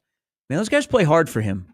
I mean, there is something that goes on that we don't see, that he has got the pulse of his team, kind of like Ryan Day when we say, man, Ohio State's falling apart. You're like, players like, no, we're not falling apart. We'll play for this coach. Also, we'll play up to who the hell we are, which is one of the best rosters that's been put together either out of the portal or in recruiting. When it comes to Fleck, and I'm not going to act as if I'm an expert or, I can say this in 100% confidence, but Minnesota has NIL problems with basketball, major NIL problems with basketball. You got to think that the football program isn't necessarily swimming in a ton of money when it comes to being able to get recruits. I don't think so either. Whether it be in high school or in the portal. So he's doing it at an inherent disadvantage against a lot of the teams that he's playing against in the Big Ten. PJ Fleck, do you know what that guy does? He just wins. They just win games over there. They just play a style of football they run the ball, they hit you hard, they play physical on defense, and their quarterback, whether it be Max Brosmer or Calic Manis or Tanner Morgan back in the day, they just don't make a ton of mistakes. Right? That's just how he plays football, and they win games. And eventually he's going to go to a job that's going to give him more resources in Minnesota, and it will not surprise me when that team or program that he goes to is winning at a higher level and is consistently in the college football playoff, because that's what that guy does. And I get it. He's weird. He does weird stuff. The boat, the sideline annex, don't matter. He wins. I respect him. Sam McKewon of the World Herald is going to stop by next.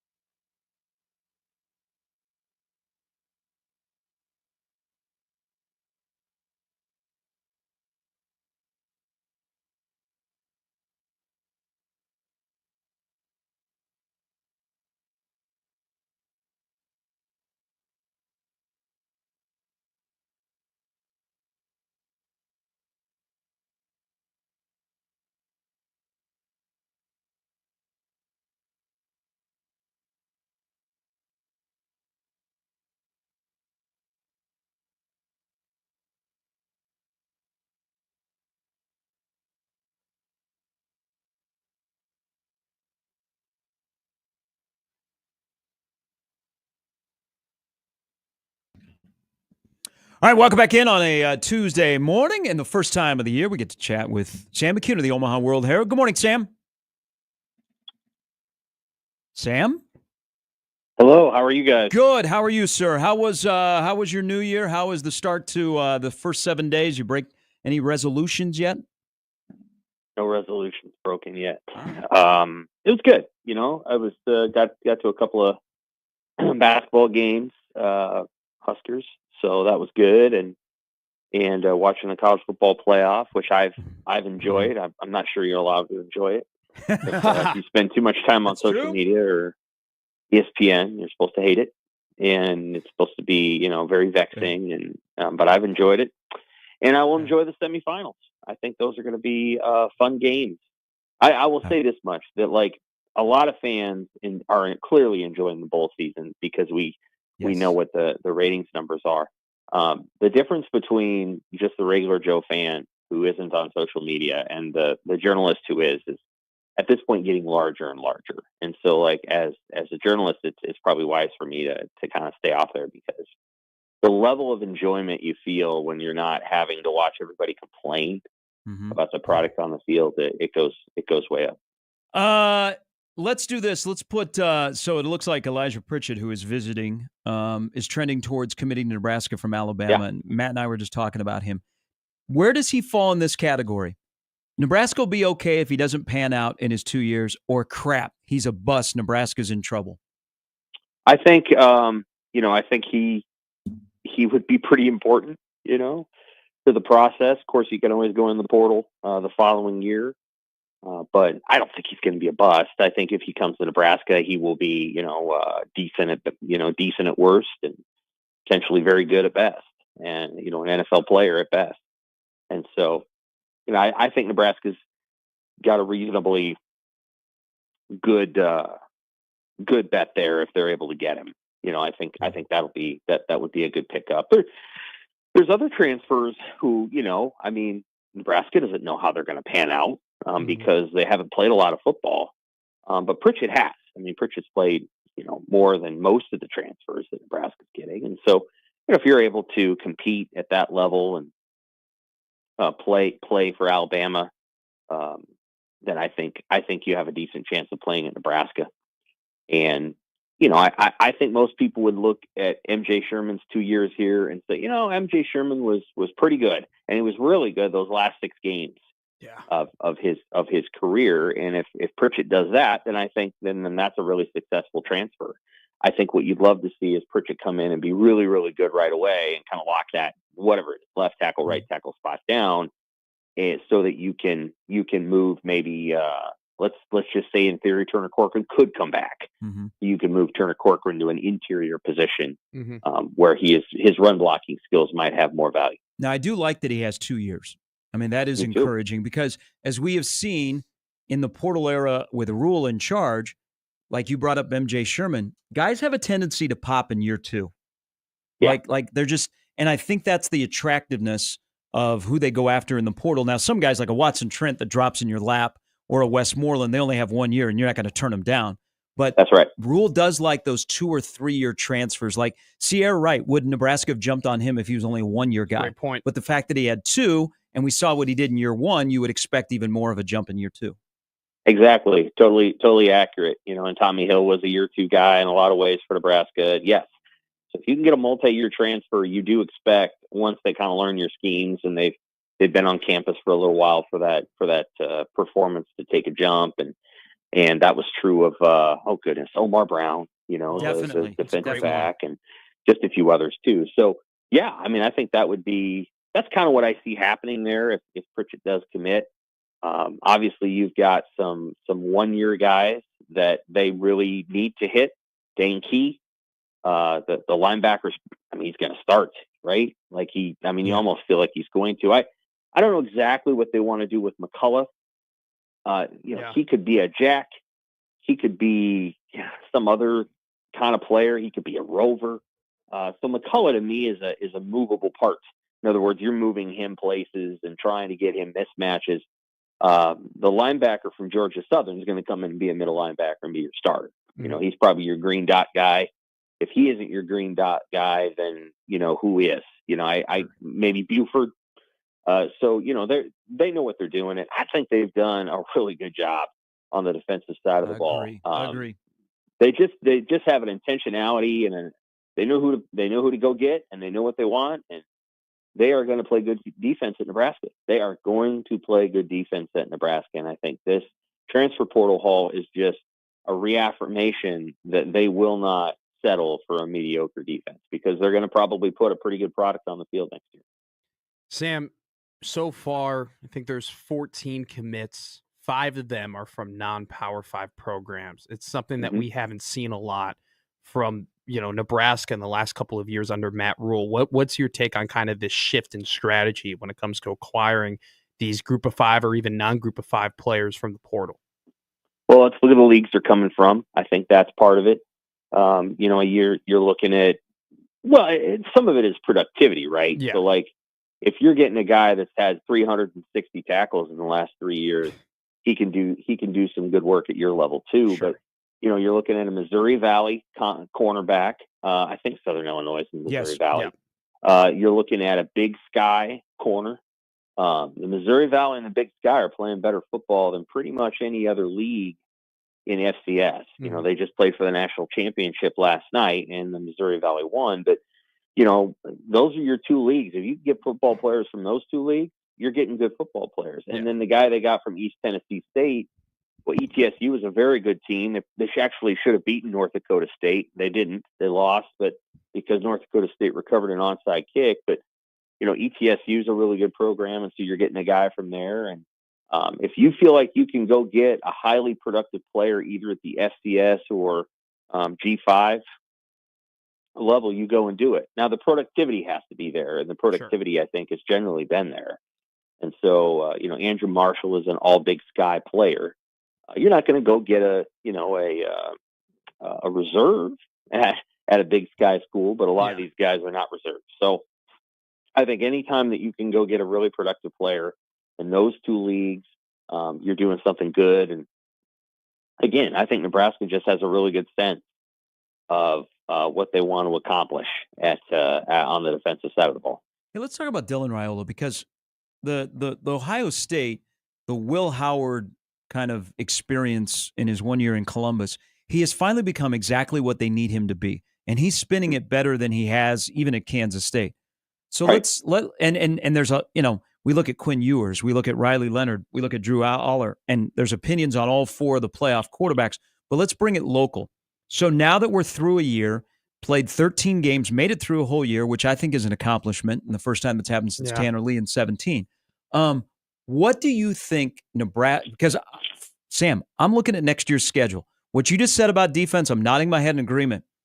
This could set up, if Nebraska seizes opportunities, to be one of those years where it falls into their lap.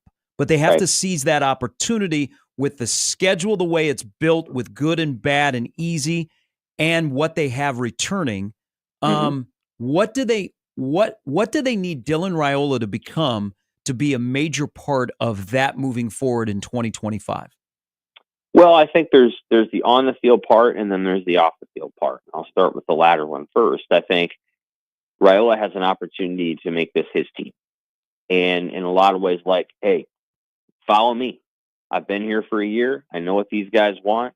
I'm the constant here. They changed coordinators, but they didn't change me. And so, I'm working with the head coach. I'm the guy that's in the room with the transfers as they're coming in. So he has an opportunity to really take charge of the team and make it his team.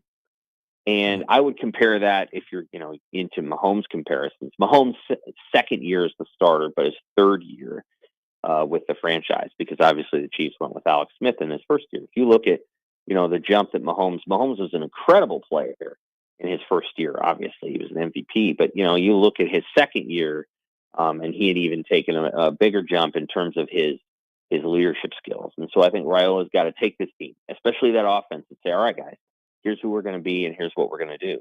On the field, there's probably a couple of areas that he would like to improve in. I think they want to get better in the red zone, better at being more decisive in the red zone. And that is a lifelong journey. Everybody who watched Sam Darnold on Sunday night knows that you can be a 27-year-old NFL quarterback and be indecisive in the red zone. Yeah. And so, that's a journey that quarterbacks take, and he has to continue to be on that journey.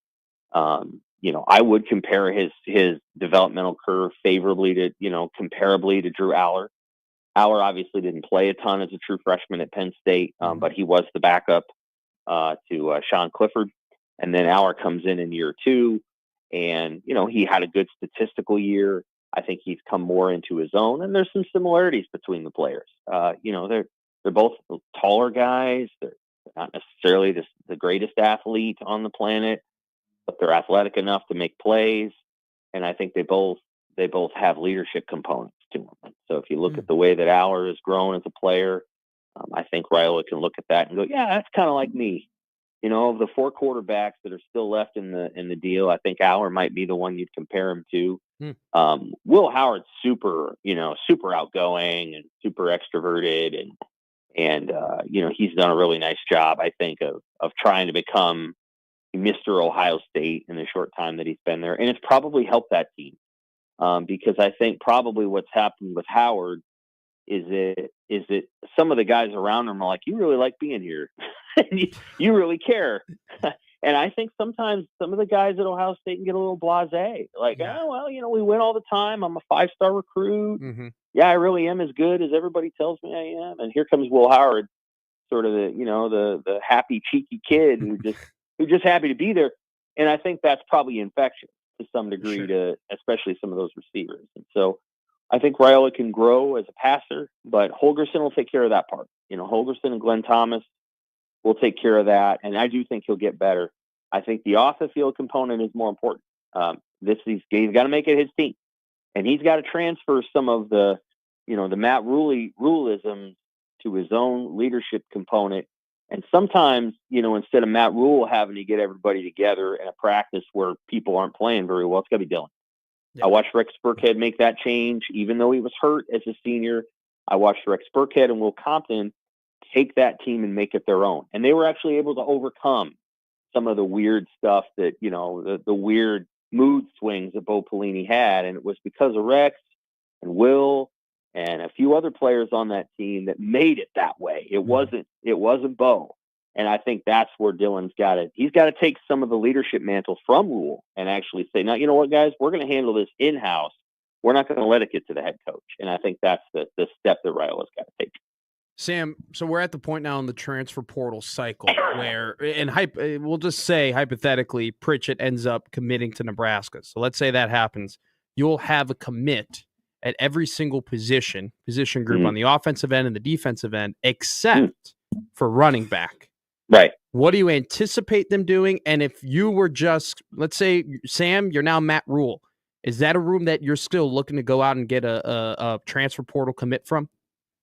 I think you lean on Holgorsen there, and you almost let Holgorsen decide what you do. Let him decide. Yeah. And you just say, Dana, we can hold now. You can go through spring, and then you can tell me what you think you need. And I think maybe you can do it that way. And so I'd almost say that, like, go through spring, see what you got, and then there's going to be another market that opens. It tends to be a pricier market than the January market, but you do what you got to do. Yeah. And, but maybe there's a guy left in one of these last teams who's looking to make a move and is intrigued by what Nebraska's trying to get done. It's just hard to say. I mean, Quentin Ives is somebody they put 2 years of development into, so they really do want to see what he can bring to the table, and he has not transferred yet. So I think that'll be something to watch too. I don't know that the 105 has to be set here in the next 2 weeks. I think you're going to get until the end of spring to figure that out. So one of the things I think you're going to see happen is some guys are going to go through spring, and then they're going to be presented with, hey, you know what? This is where we're going. And then you're going to see maybe just a few more transfers out there. So Nebraska's probably they can play that game out a little longer. I know they feel like they've got their speed back, and they feel like they've got their complementary backs. They've got Emmett Johnson. They feel good there. Yeah. Demarion Parker's going to be really good. Just telling you guys, he's He's a keeper, but he's not a big guy.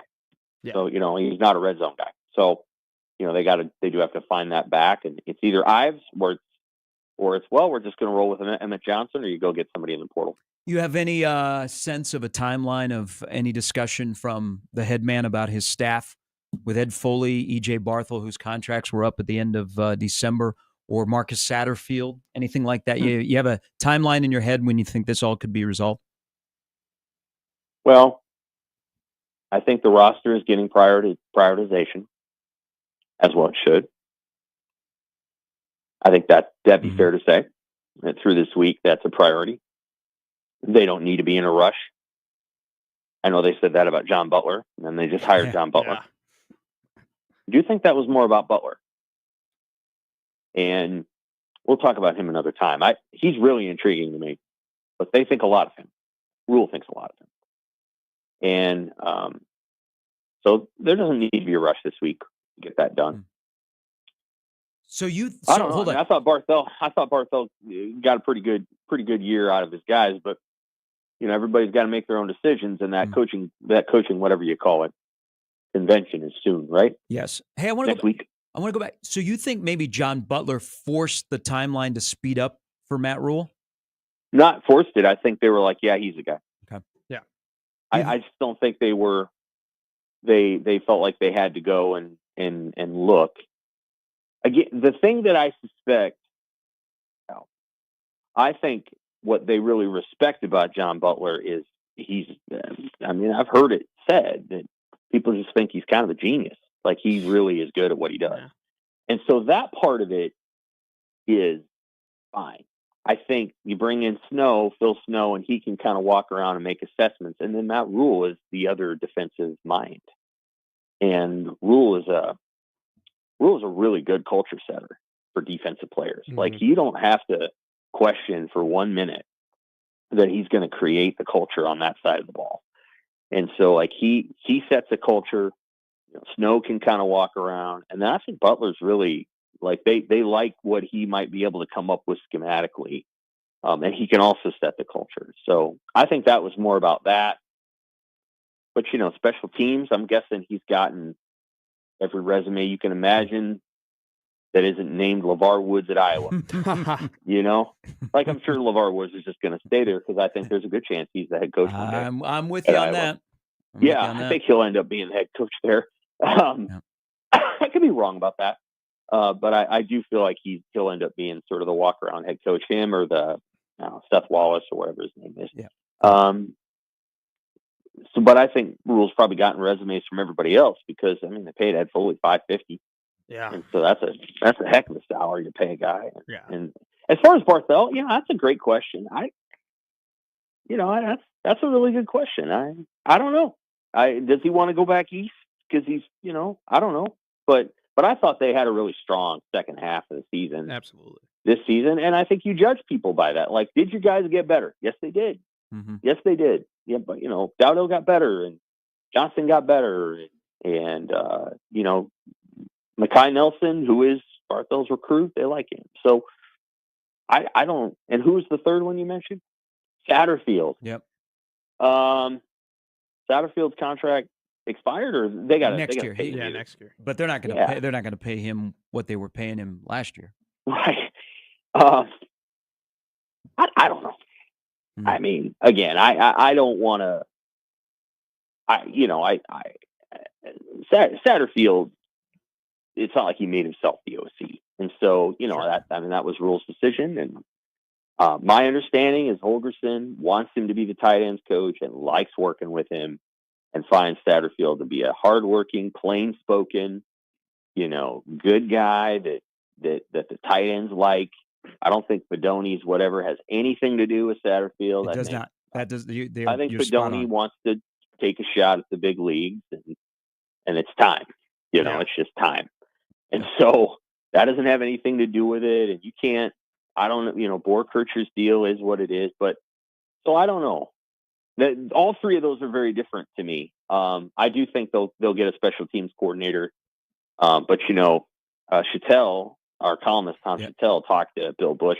Bill Busch does a really good thing in this interview today. It's in the paper this morning about the head coach, and Bill Busch worked at Ohio State or Utah actually, is where he worked with Urban Meyer, and Urban Meyer controlled the special teams. And I think that's probably where you got to get as a head coach, is you just got to take the culture over there, and then you can offshore the schemes or whatever to a coordinator, but I feel like the special teams component has to have a large sense of head coach oversight, or it becomes harder to affirm it. Like it's just Sure. the players are like, yeah, well, my stock and trade is on offense and defense. And then I think it was Sipple wrote something too about how at Tennessee, Eckler kind of makes a point of using non-starters on special teams. And that's not a bad idea, because sometimes the starters, even though they're the best athletes on the team, they also have other things that they do. And sometimes when you give the non-starters the specialized, you are a starter on special teams, you're giving them a special role, and you're giving them their thing. Mm-hmm. And that's something to consider too. Yep. So there's a lot of different ways you can go at that. And I think we'll have a decision, maybe not this week, could be next, could be the week after. Yep. Sam, as always, we appreciate it. Thank you. Thanks, Sam. All right, take care. That's Sam McKewon of the World Herald. All right, we got to get to a break here. Chris Crutchfield, Omaha men's basketball coach, will join us coming up at the bottom of the hour. Brian Christopherson will stop by at 9, probably with more thoughts on things we just discussed. Yep. We'll get into that when we come back. Gary and Matt, 1620 The Zone.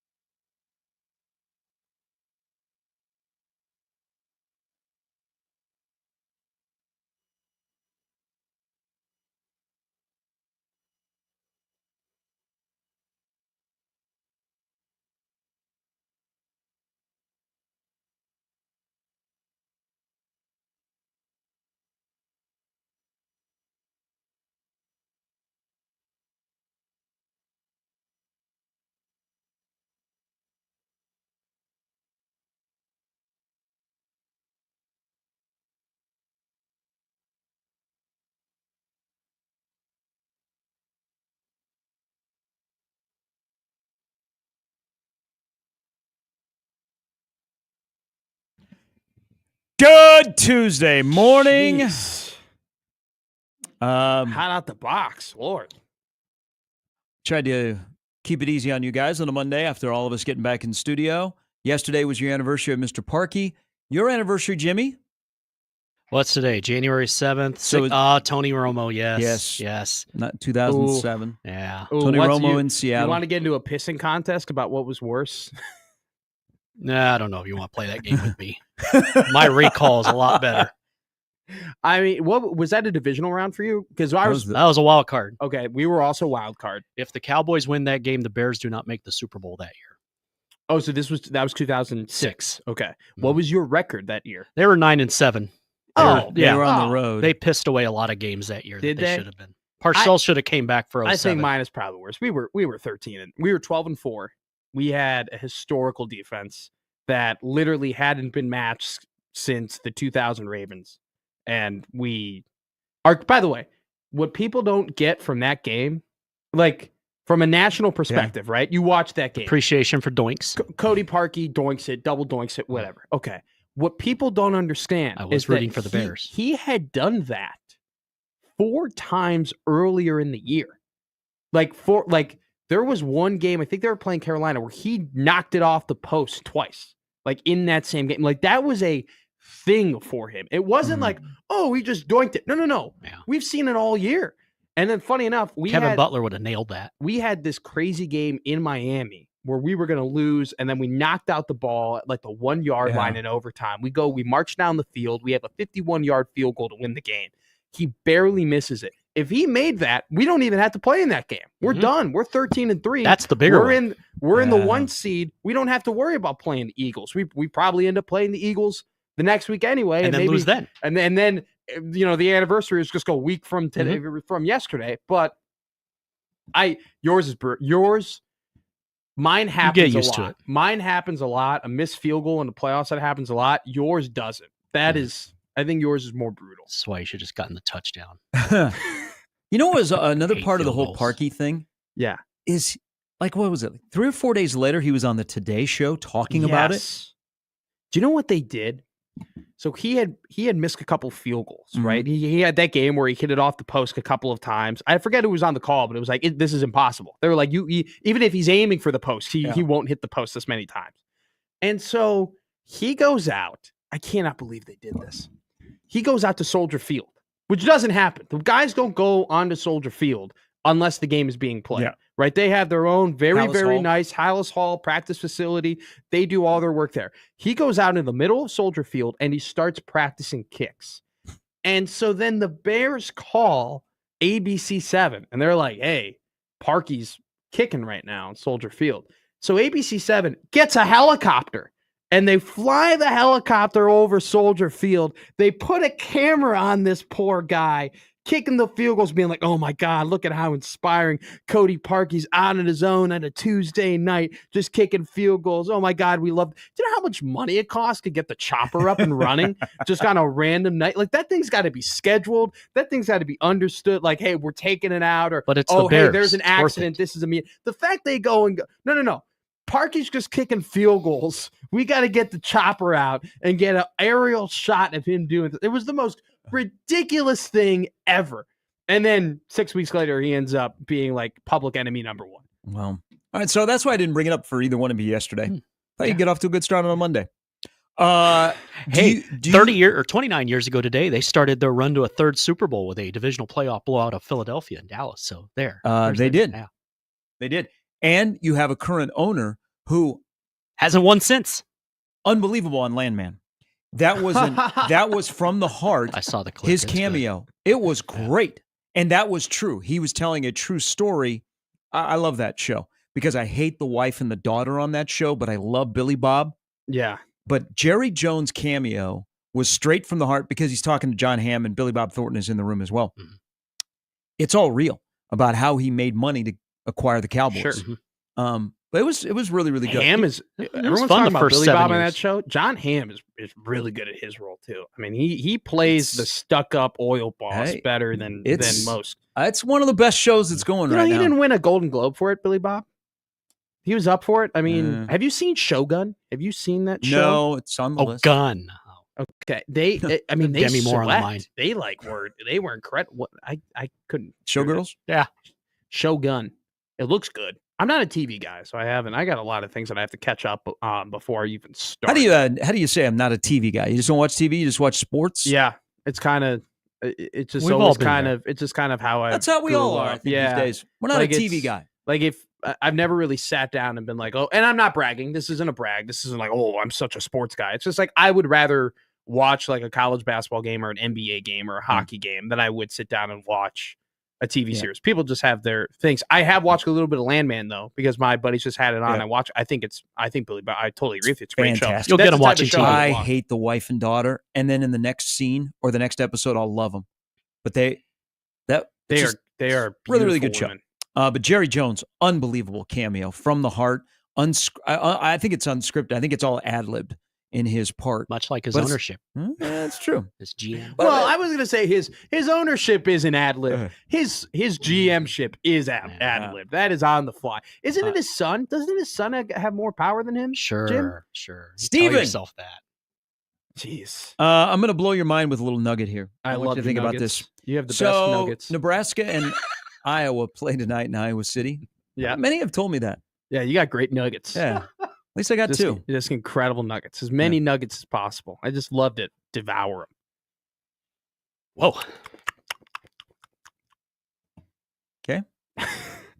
It'll probably upset your roommate, right? Yeah. Yeah. Dan, Man, I hope the kids are Dan. back in school now. Yeah. I hope the kid on the bus got on the bus and isn't listening. So tonight, Nebraska and Iowa play in Iowa City. I don't have a good feel about tonight. Neither do I. So Nebraska's 3.5-point underdog. It doesn't have anything to do with Iowa's going to be fired up after Wisconsin. They're all of a sudden going to play this great defense. The way Nebraska, now, I like Nebraska being defensive-minded going on the road than offensive-minded because I do think defense is portable. But I have PTSD from last year when Iowa hit 15 threes. And the way Nebraska plays defense this year, it's a make-or-miss sport. If you're making shots, and Iowa there is a lot better than on the road. But I'll be able to tell you the first 8 minutes how this game's going to end up. So if you want to text me after the second media timeout, text me and I'll tell you exactly what's going to happen in this game. So, I will. So I don't have a good feel for Nebraska tonight. But any road win is a good win. Just tell Wisconsin, Ohio State from last night. But I don't have a good feel. 3.5-point underdog. But you get Fran McCaffrey. Would you guys like to live in a world where Fran McCaffrey's last regular season game and Kirk Ferentz's last regular season game, both are in Lincoln? Ooh. And so they end the year. Mhm. So let's start with Fran Con, who I don't know if it'll get to 1, 2, 3, whatever. The last regular season game for Nebraska and Iowa was at Pinnacle Bank Arena. Fran, I think defensively, they don't really have an interest. Offensively, he's an offensive mind. Yeah. But I think Jared Utoff is the only player they've ever had on all defense under Fran. Jeez. But, But they had Luka Garza, and then both his kids were great. But and they didn't make the tournament last year. Yeah. And they shoot the three better this year. They got a nice little sophomore class. They had a couple of transfers. But you can't lose to Wisconsin that way. And Nebraska can make it really uncomfortable tonight. So if things trend and go south, there could be a lot of heat on Fran. They finished the year at Nebraska. Kirk Ferentz is about to begin his 27th year. The landscape has changed, okay? Kirk has made it known that he's not real comfortable with it. They're going all in on Mark Gronowski, the South Dakota State quarterback, who could either go to the NFL or go to Iowa. They have made this big push with their NIL, the Swarm, about donating money because it could lead to something big. But if you're a quarterback, why do you go to Iowa? Even if Tim Lester is there. But I think that we could be in the last year of Kirk Ferentz at Iowa, and he will do it just to get to the 60% winning percentages you have to make sure you're in the College Football Hall of Fame. Because he's not there yet. Okay. But if they win 9 games, they go to a bowl game, they win 9 games, he will do it, and then he will definitely be in the College Football Hall of Fame. So the final game in the regular season is Iowa at Nebraska. Okay. What would I rather have? No. If I'm just telling you. It could Wouldn't happen. that be something if that's the scenario where both Fran McCaffrey and Kirk Ferentz's last regular season game at the University of Iowa is both in Lincoln? More than likely to happen. What do you think? Kirk Ferentz. I'll say this, like, I agree with you. I don't think, though, I don't think either of them will get fired. No, Kirk can decide when he wants to leave. I don't think they'll get, even Fran. I think even Fran at this point, it's like he won't necessarily get fired. It'll just be like a mutual parting of what it was meant to happen. They'll try and lessen the blow because if they just were firing Fran McCaffrey, Nebraska fans will never let that go with Iowa. They will never. Look, here's my stance on it. Rivalries are great in sports. Rivalries are incredible. Okay, whether it be pro or college football. And I think that Iowa and Nebraska for a majority of the time have just been like, oh, we're just the closest people to get. We're just the closest teams together that happen to play in the same conference. But I've always said, man, I want to hate Iowa, and I want Iowa to hate Nebraska. I want that to happen because I think it's good for Nebraska. And it's almost as if there are still people who call Nebraska a Big 8 team or a Big 12 team. And like to have a true rival is to be a true Big 10 team. Spot on. I want there to be hate. I want there to be reason for Nebraska to be like F you and Iowa to be like F you. And I've gotten that now as like, and this is like, I went there for 4 years, like during the time where Iowa was the rival. Like we only played Oklahoma twice. We played Colorado twice. And You're like saying you didn't hate those anybody. things were not, no, I think I hate Colorado the most, but like, okay. People don't like Iowa now, and it's good for Nebraska and it's good for Iowa. Yeah, we're not shaking their hands anymore. And I want that to happen so there can be beef. So we can be like, no. We're not just like, like we're just not on state lines and like this is the Big Ten thing. No. I want there to be substance. I want there to be like, no. Screw those guys. I want it to be as if I'm a conference rooter. I root for Big Ten to win, but I want it to get to the point, and already is at the point where I'm like, I root for everybody in the conference except for Iowa. Iowa can go out. Bye-bye. So there's one other thing about Kirk. So I truly believe that this will be it. 27 years. The landscape has changed, man. I'm surprised he's still around. I'm surprised he's still. I mean, your point, taking 60%. That's probably why he's still, so he can just get the guaranteed he's in. They don't have to worry. But there's another one. If they would have beaten Mizzou in the bowl game, he'd have 205 wins. Woody Hayes has 205 wins as the all-time winningest coach in the history of the Big Ten. You really think that if they just had beaten Missouri, it would be no, curtains but now? he'd be tied with him. Sure. So he's back for another year. Yeah, he's back for year number 27. Okay. But if you get to let's say Iowa wins their customary 7 next year. So that's 211. There is nobody close to you. There is nobody close to you that is still coaching in the Big Ten. Okay. So you would have that record. You'd be the all-time winningest coach in terms of wins in the Big Ten. You'd have enough of a winning percentage to be in the College Football Hall of Fame. 27 years at the University of Iowa. You're getting up there in age. You don't like how the landscape is changing and it's going to change even more. Has all the makings of this is the final season in Iowa City. And wouldn't it be something if the basketball coach and the football coach, their final regular season game is in Lincoln, Nebraska? That'd be great. I would love that. I hate that you've put that in my head because now I'm like, now that's something that I have to root for and something that I might be disappointed with. But I think Fran, Nebraska can make it really, really uncomfortable tonight if Nebraska goes in there and wins. I don't think people are going to talk about enough about how losing to Richmond in the first round of the NCAA tournament did. I mean, I know it's just one game, but man, it really just does come down to one game in tenure sometimes. And that game is, you just won the Big Ten tournament.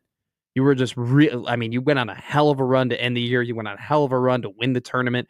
You're playing Richmond. You're a 5 seed. A lot of people are saying that, hey, you're the sleeper of the tournament, that you're playing some of the best basketball in the country, and you just go out and you lay an egg like that. I mean, man. I mean, that no such thing as nail in a coffin. I mean, they were making the tournament. They were winning good games. But I just wonder how much different the outlook on him would be today if they hadn't lost that game. And maybe if they had gone to the Sweet 16. There'd be people going to the games. Maybe People don't go to the games. Maybe he wouldn't even be on the hot seat if they won that game against Richmond. Seriously, because you would have a hat to hang on and be like, look, we've won an NCAA tournament game and we've made the fact they lost that game, man. I think he probably thinks about it too.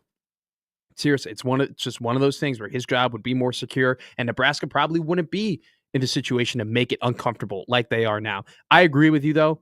I don't think Nebraska's. You haven't said it. I don't think Nebraska's going to win this game tonight. They are 1-2 this year. The Huskers are in games when teams score more than 75 points. Iowa scored 80 or more points in 12 of their 14 games this year. I just think Fred Hoiberg's press conference yesterday, he goes, they have random type actions and they're hard to prep for.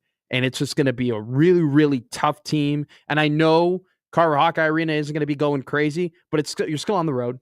It's still a non-home environment. It's going to be one of those, it's not necessarily a bring your own juice game, but you're going to have to bring a lot of energy. I think Sam Hoiberg is going to be incredibly important in that regard. We're going to see what happens, but they're not going to win this game 85-80. What would you rather have, a fun and scrappy team or a team that's all offense? I would rather have a fun and scrappy team. Just give me a team that kicks everyone's ass. Yeah, well, that's an easy out. I would. Are we saying this? Sorry, I mean, I went both to winning, like they both make the NCAA tournament. Well, what I just described was Nebraska and Iowa.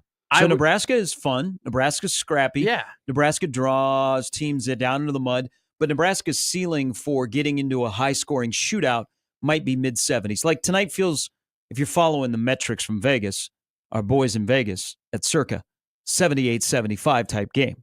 Like, is Nebraska going to win a Big Ten game, especially on the road, where they're going to get into the 80s? But Nebraska is fun. They're scrappy. They got a bunch of different parts that somehow mesh together, and they'll play games that are in the 60s. You don't care how it looks because at the end of the day, they're celebrating. Or would you be all offense, all gas, no brakes, which Iowa has become under Fran, has been, where they're going to try and beat you 85-84, or they're going to play a Summit League game every night, where every Summit League game seems to be 85-80. Sure. Like the Nuggets under Doug Moe.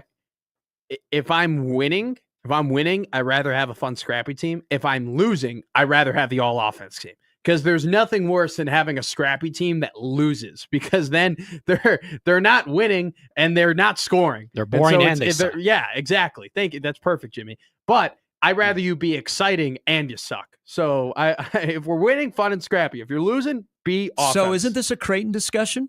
Because Creighton, sure. Well done. God, what a segue. But Creighton has to adjust to probably a fun, scrappy, blue-collar team. Now, when they have been all offense, they've also mixed in some pretty good defense. But they might be a little challenged offensively. But would you embrace, because the brand is let it fly? Yeah. Would you embrace a fun, I'll just say a scrappy, because, a little bit of a skid here.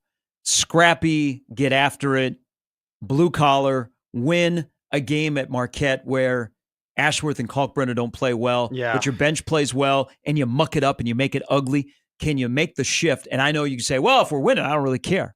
But that is an established brand of we're going to go 94 feet and we're going to let it fly. Well, the thing is that that's what Nebraska tried to do. That's another thing for Fred. Nebraska changed their identity. Like they adjusted mid-tenure to say we need to be who we are on where we are. Sure. And fun and scrappy is more attainable at the University of Nebraska than let it fly.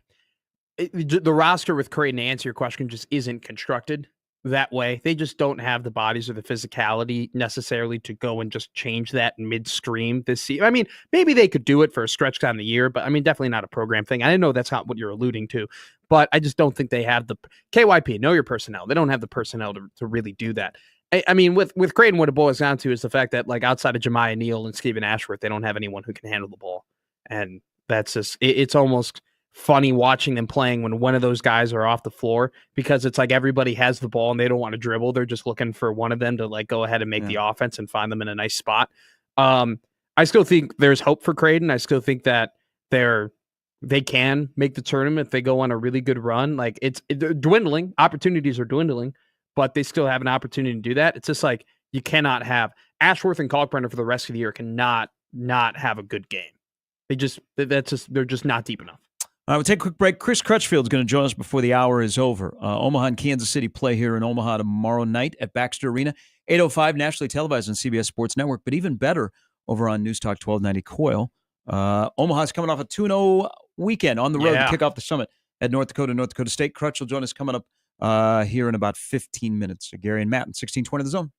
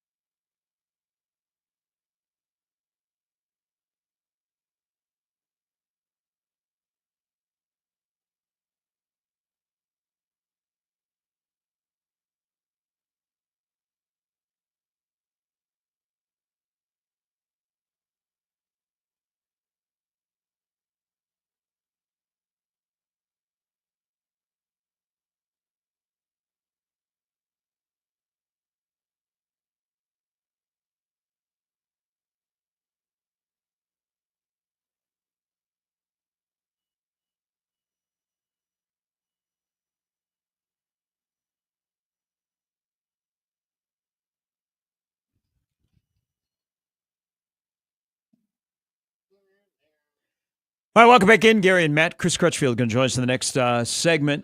Shout out the Jets' daughter, Jewel Rogers, yesterday named as the state poet. Did you go to have you been to the Jet Award, Jimmy? The year that she did the thing to Johnny, that was awesome. So yes. Johnny's daughter, Jewel, Okay.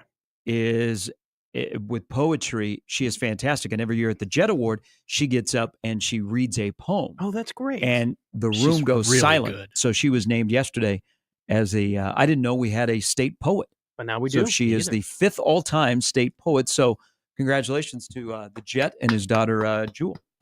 That's awesome. And Jet Award's a The fun heck? time. Fine meal. Yeah, I have not had the honor. There'll be, You will. It'll be Iowa Western Iowa Hawkeye that will be honored this year. Oh, who's Castro? What, Jen? Okay. Cool. I mean, Return guy. No surprise. Jet Awards return guy. No, I know. Punt return guy. Punt return, kick return. Yes. Yeah. I've Michael Severe, who is president of that, who runs that, good friend of mine. We've talked about it at length.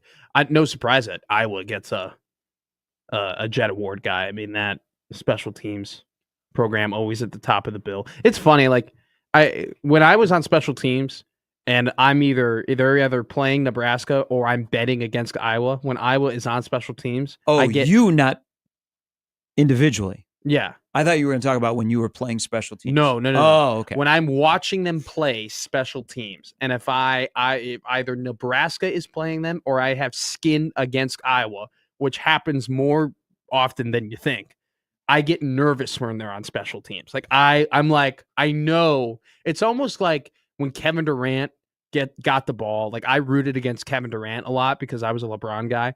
When Kevin Durant would have the ball in the basketball court, there would be a fear, like in my heart, like in my gut. I'm like, oh no. It's the same thing I get. It's so weird with Iowa Hawkeye special teams. They go on special teams, and in my heart, I just know my side is at an inherent disadvantage. That this is probably, more than likely, not going to go well for who I want to win the game when the Hawkeyes are on special teams. So credit to LeVar. I think this might be the first time that a walk-on has won the award, because I think Wetjen is a walk-on at Iowa. I can check that. Chris Crutchfield, head Mav, he'll join us next big game tomorrow night for Omaha against Kansas City. Big weekend for men's basketball and hockey. Hockey is back home. They got nationally ranked Colorado College, who got swept by Augustana. Shout out Garrett Roboin, former Lincoln Star. When I was doing the Lincoln Stars, Garrett was playing. He's the head coach at Augustana. He was on the bench for the World Juniors, but he was away and they swept Colorado College. So CC is in this weekend for hockey at Baxter. And Omaha has Kansas City and South Dakota State this week. We'll talk to the head Mav coming up next.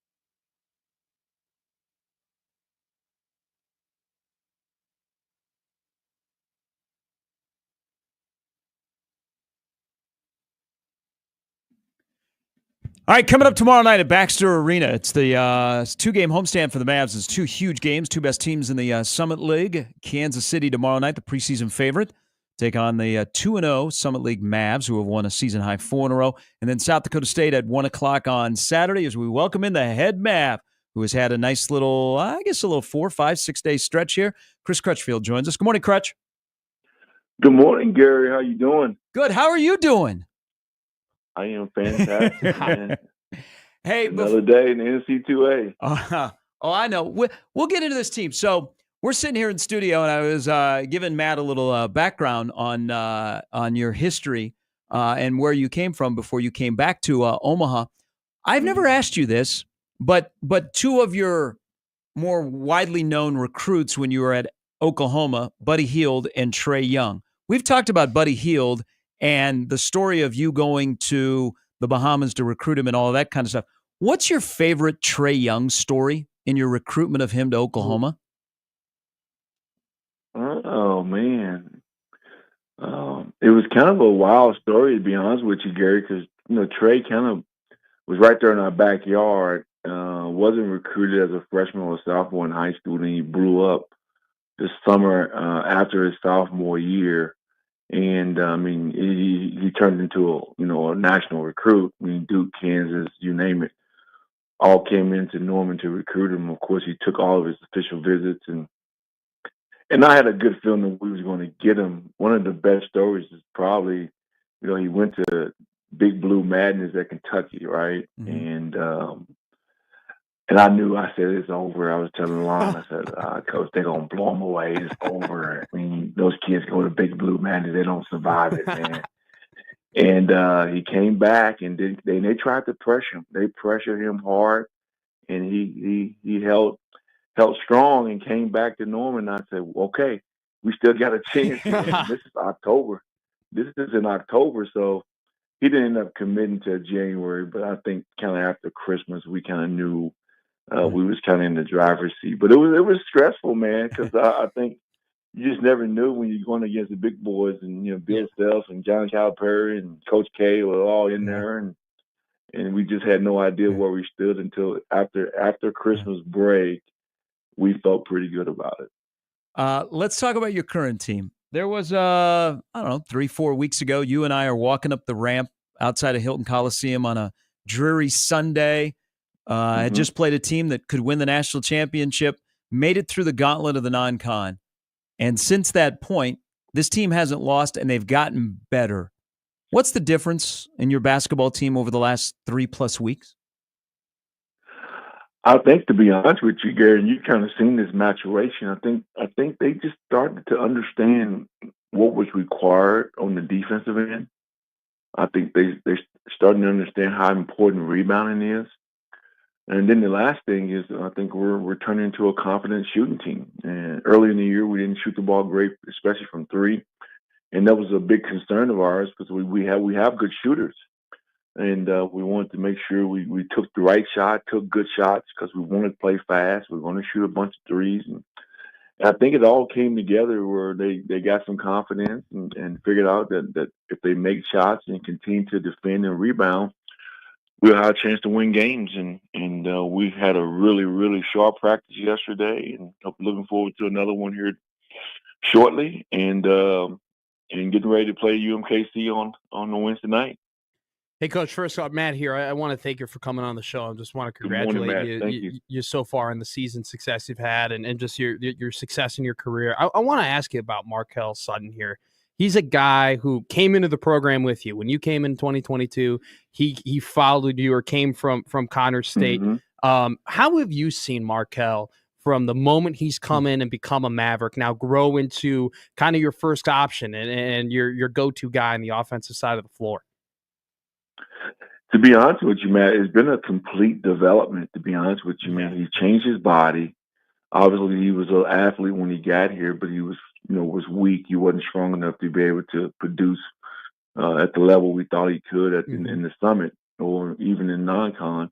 But he changed his body, and it took him a year or two. And then he worked on his outside shooting. He worked on his ball handling, and he understanding how to manufacture a shot now. Yeah.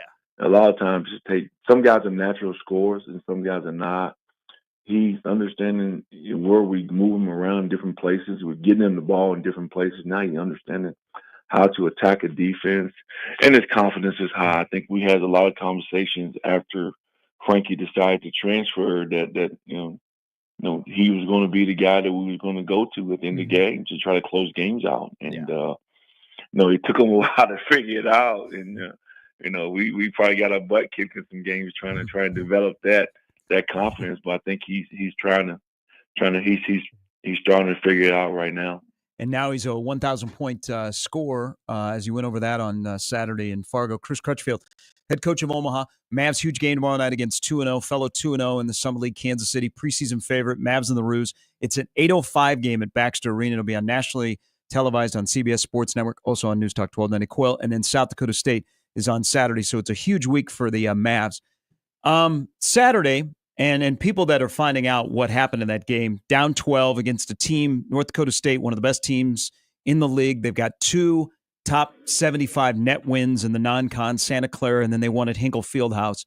Huge win, down 12, win the game. People are seeing what Lance Waddles, who transferred from North Dakota State in the offseason, did. But a lot of people are telling me on the streets, Crutch, that the way that game turned around was not Lance Waddles hitting 5 straight threes on 5 straight possessions. It was that you got a technical. Any truth to that? Well, I don't know if that had anything to do with it, Gary. My timing wasn't very good, but I tell you what, the guys did respond. Yeah. And I think we tightened up defensively a little bit better. Then we jumped up and made some shots, man. Lance's performance there in those 90 seconds was really, really legendary because I was telling guys yesterday, because I hadn't been around that in a while, that was almost close to Buddy Hield performances and Trey Young performances where they went off on their own run. When we was at Oklahoma, I mean, Buddy did it at LSU where he made 4 in a row. I think Trey did it at home against TCU where he made 5 in a row, and some of them was from deep, like 30 feet. But it was great to see Lance have that moment, and really good to see him have it against his last team. So we're a confident group. Hopefully we can get a great crowd into Baxter tomorrow night and take it on the preseason number 1 team in UMKC, who has won 6 in a row. So we're going to need all the help we can get, and hope we can get a loud crowd in there and make some noise and give us an advantage. Yeah, before we get to the KC game in depth here, Coach, I want to harken back to something that Gary was talking about. Before you went on this winning streak, you played Iowa State, and I think Iowa State is the best team in the country. And I give you guys credit. I know it was a tough loss, but you guys didn't roll over. I mean, you played them tough and all the way to the end. You gave a great effort. What do you think was the benefit for you guys playing that high caliber of a team, a top team like that right before you got into the Summit League conference play? Well, Matt, to be honest with you, we kind of put them through a gauntlet early in the year, man. We had 7 road games in November.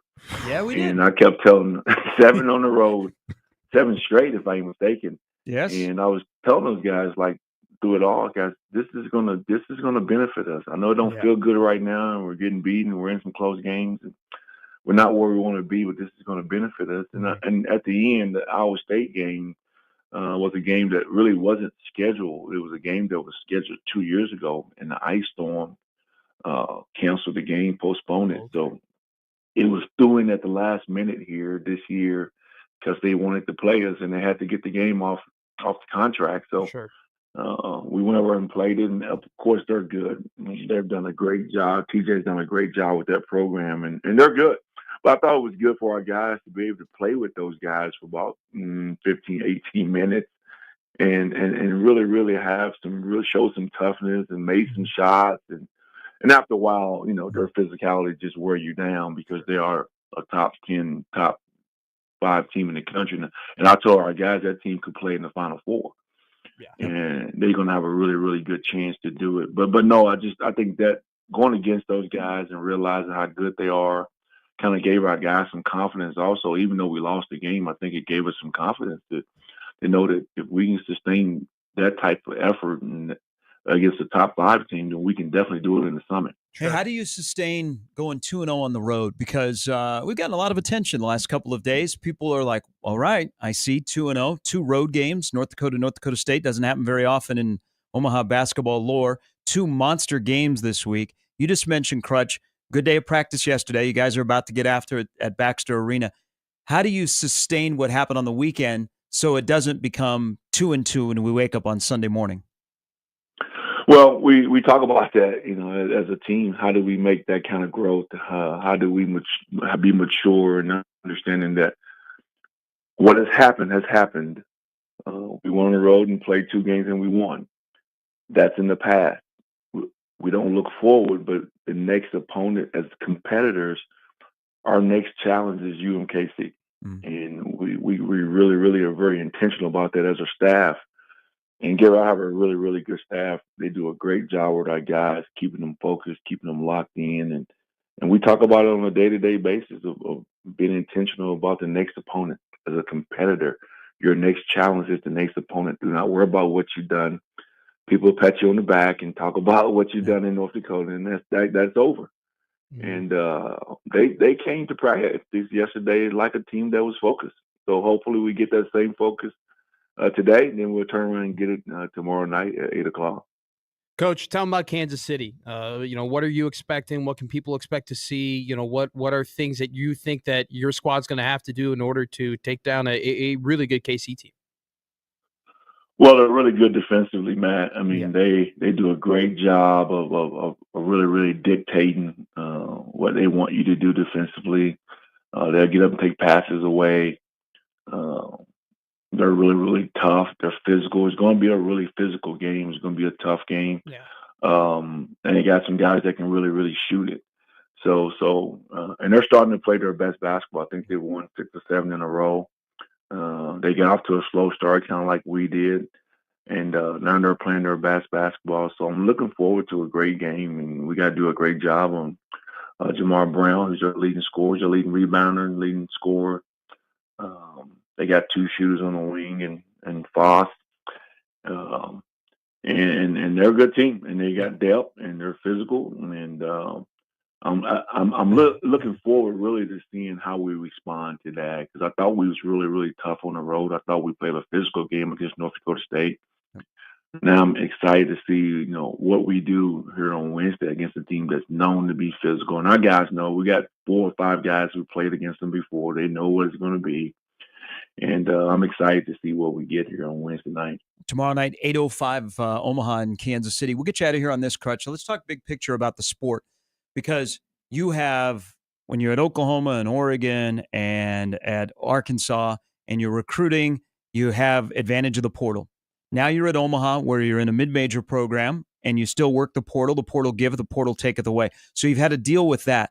But now there's extra things as a head coach of this junior college ruling about getting extra years, and then what is on the horizon of just giving players 5 years to play 5.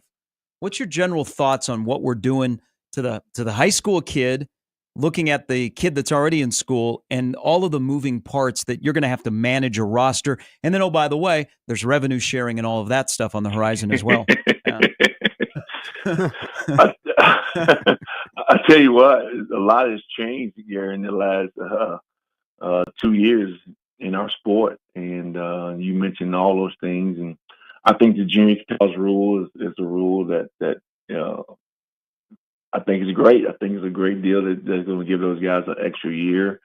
Hopefully that benefit us, because we do have some guys in our program that fit that criteria that would have an opportunity to come back and play another year. Then the transfer portal. I mean, like you said, give it, then let's take it, and we're just gonna jump in it and really, really try to work it as much as we can. We're gonna lose some guys, but we'll also pick up some guys, and we're gonna adjust to it. And unfortunately, you'll lose really, really good players at this level, like we did with Frankie. But we'll go out. Our staff is good. They'll go out and recruit hard, and we'll get some good guys to come to Omaha. And we'll keep this thing moving, because we're still building. We're still building something that I think can get an opportunity to be special here in Omaha, and we're still in that process. So we'll keep adding good pieces, and try to really get this team to the NCAA tournament. That's the ultimate goal of our staff and for our program. Hey, I like that idea. Also, let me know what you have, what dream you have tonight, so I know what to look forward to tomorrow night.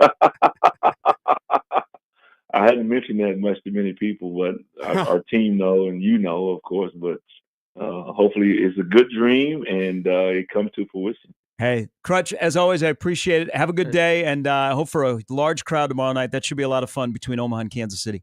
Hey, Coach, before you go, I'm going to be in the Baxter tomorrow. I can't wait. It'll be my first game. Oh, great. Looking forward to seeing you, man. Make some noise, okay? Absolutely. Will do, Coach. Hey, thanks for coming Thanks, on. Crutch. Thank you, guys. Thank Matt. Thank Gary. See you guys. That's Chris Crutchfield, head basketball coach at Omaha. So quick story here. This is not, he said this on the postgame. So Lance Waddles, who had can be one of the most prolific scorers in the Summer League, had been struggling a little bit. And he went back to North Dakota State. So there was, there's some little bit of hard feelings of him transferring to Omaha within the league. But he has family. His mom is from Bismarck, North Dakota. Okay. And so there were a lot of family that were there on Saturday. And, Lance didn't know what to expect. We also have Josh Streit, who also transferred from North Dakota State, who has been really good in this 4-game winning streak. So both those guys are going back, and everybody knows them. And most of the players on North Dakota State's roster, they played with last year. So it's very uncomfortable. Okay. But the night before, Crutch had a dream that Lance would hit 5 threes. And so Saturday morning, he texted it to him with a Bible verse. And Lance told me on the postgame on the radio that he responded with praying hands. So Crutch's dream was Lance would hit 5 threes. Lance hit 5 threes in the game. And it's kind of that just adds to that was a pretty special moment for Omaha to win it in Fargo, where they hadn't won since 2019. So whatever dream he has tonight, I'll check in tomorrow morning, and then we'll know where they're going to go. Absolutely. Yeah. So here's one thing. This is just me speaking. This is not on behalf of Crutch. And the thing about Omaha, and this goes with hockey as well, the bull market guys are really, really good. So Omaha is going to make every attempt to retain and also acquire talent in both hockey, men's basketball, and the other sports. The bull market is in a really good spot. This went through my head, a guy like Frankie. So, he was on pace to be the all-time leading scorer at Omaha. Dean Thompson is the all-time leading scorer, and you never thought that mark would be pushed aside, but Frankie was on that path. But I don't blame Frankie. Omaha made a very competitive offer. It came down to Michigan State or Omaha, and he chose to go play for Tom Izzo, and Frankie got paid. Frankie's struggling right now. I've had this discussion with him. He's not shooting it as well. I'm hoping that he can turn it around. But if they give players 5 years to play 5, could Frankie Fiddler come back to Omaha next year? Ooh. He went and got paid in East Lansing. He still, he came to a game when he was back for Christmas break and hung out with the fellas. He still likes it here. Yeah. So those are like scenarios that you run through your head. He's a friend of the zone. Yeah. It's fun. But it's fun. I know these guys because they talk about it a lot. It's tough to be a college coach right now. And we are screwing over the high school juniors and seniors. Big time. We are just dumping on them and just recruiting people that are in college now that want to stay in college. At some point, the bill is going to come due. I don't know what that bill is going to look like. I don't know what the effect will be on college sports. It could be severe. It could be bad. It could come in different places than you expect. But when we keep recruiting 22, 23, 24-year-olds over 18-year-olds, and these 18-year-olds have to take a step back and not get the proper development in which they used to get, kids their age with their talent used to get back in the day, the bill will come due. And I think it already kind of is on the offensive line. Urban Meyer kind of hit on it in an interview I saw of him, and he was like, man, every team in the country has offensive line problems. You won't find one team in the country that doesn't have some sort of OL problem. And that's because we're not developing them at a proper rate. And I think that will continue to happen in certain things if the NCAA and college in general doesn't get their S together and start prioritizing high school players like they used to. Yeah. Speaking of the 5th year, Nebraska basketball will put in for a 5th year for Andrew Morgan, who transferred from North Dakota State. That'd be massive. If this whole 5 years to play 5, if whatever that's going to be. What a right. debacle. Tomorrow night, Baxter Arena, 8:05. It's a whiteout. It's a big game, nationally televised. Omaha, Kansas City, big weekend because South Dakota State is in Baxter at 1:05. Hockey is home this weekend for nationally ranked Colorado College, so that'll be a big-time series. So Baxter Arena will be the place to be this week for Omaha men's basketball and hockey. Last hour is upcoming. Brian Christopherson joins us next on 1620 The Zone.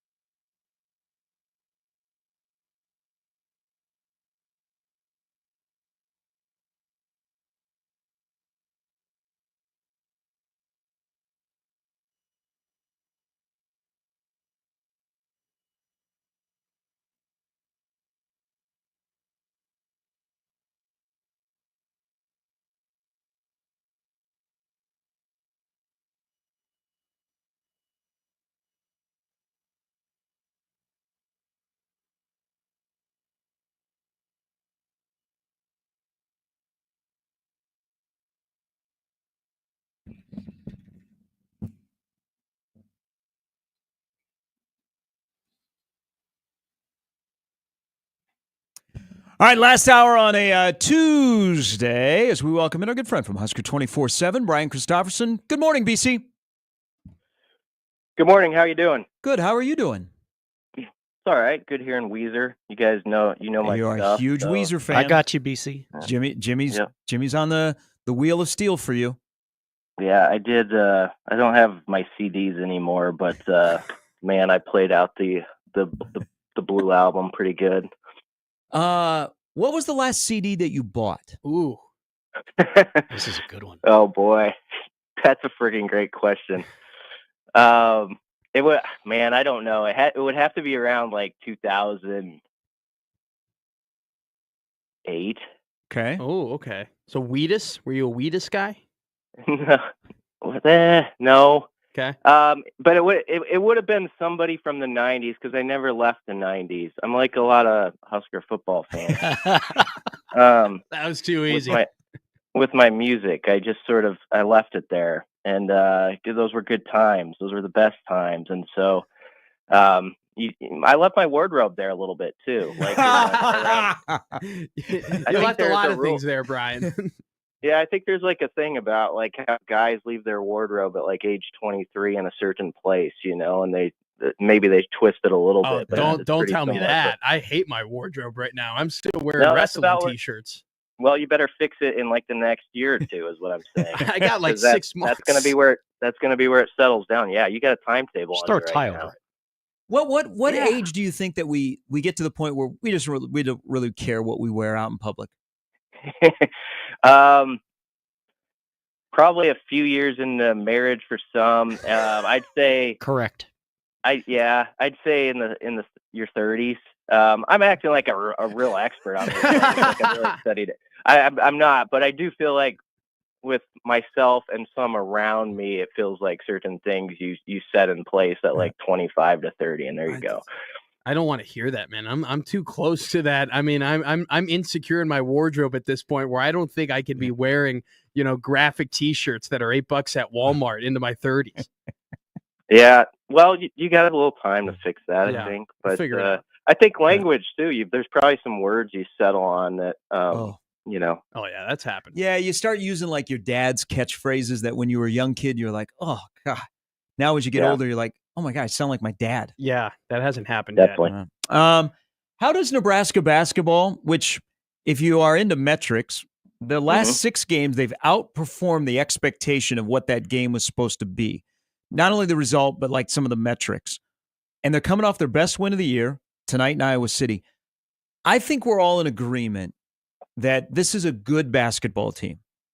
Is there a next level you think, BC, on the collection that Fred has this year to go from being a good basketball team to the next level, and maybe you think they could be great? Where do you think that next jump could be for this team? Yeah, I know they've embraced the gritty over pretty sort of philosophy, and I'm down with that. But I do think there is more pretty to their game still available on the offensive end. I do think, with guys like Bryce Williams, we've obviously seen it in certain games, especially out in Hawaii and against Indiana, where, he was just so efficient and so good on that end. So I think, his capabilities, he's had a game or two where it's fallen off. And so I think that he could probably level that off, some as Nebraska's top scorer. And I think on the offensive end, there's some other guys who haven't hit some shots that Hoiberg has said, like in the preseason leading up to they're capable of making. And, is Burke ever going to be like that great outside weapon? I don't know about that, but I think there's more shots he could probably hit. They won the game the other day, which was what was so really impressive about how they got it done. While Bryce, Burke, and Esijan go 3 for 26, and you still beat UCLA by 8 points. That's pretty impressive because of what they did defensively and how they bought into that. And the way they're holding teams down on that end of the floor. But I do think within the offense, there's another level still, and they might need it tonight. This is a game against Iowa where they've got like 6 guys averaging more than 9 points, 4 guys in double figures. I know they just got raced out of the gym by Wisconsin, but it was sort of one of those nights where the Badgers, they hit 21 threes. It was ridiculous. Yeah. So this is a tough game because I always think this is the hard part about league play, guys, to get on a real run, because you're always going to run into somebody whose back is against the wall and feels like their season's a little bit teetering, and I think that's Iowa tonight. So that's what you got to, where you have to come out with like full on, like, we got to have it too. Like, don't get in that mindset like you're satisfied that you held serve at home. You've got to go there knowing that Iowa is going to be sort of a wounded animal, 1-2 in the league, and feeling like they're in a really bad spot if they lose this game tonight. And last year, Nebraska went out there and fell behind 17-2 right off the bat. They did fight back and led, actually, but they had to spend so much time, working their way back. It was one of those deals where then Iowa had another push, and that was that. So Nebraska's got to get off to a good start and just somehow carry that same intensity that they're always able to have in PBA and bring it to the road and really make it a focus to not let last year's narrative where they lost the first 7 in Big Ten play on the road become a thing again this year. Let's wipe that off the slate early. Brian, let's talk a little big picture. Fred Hoiberg roster construction here.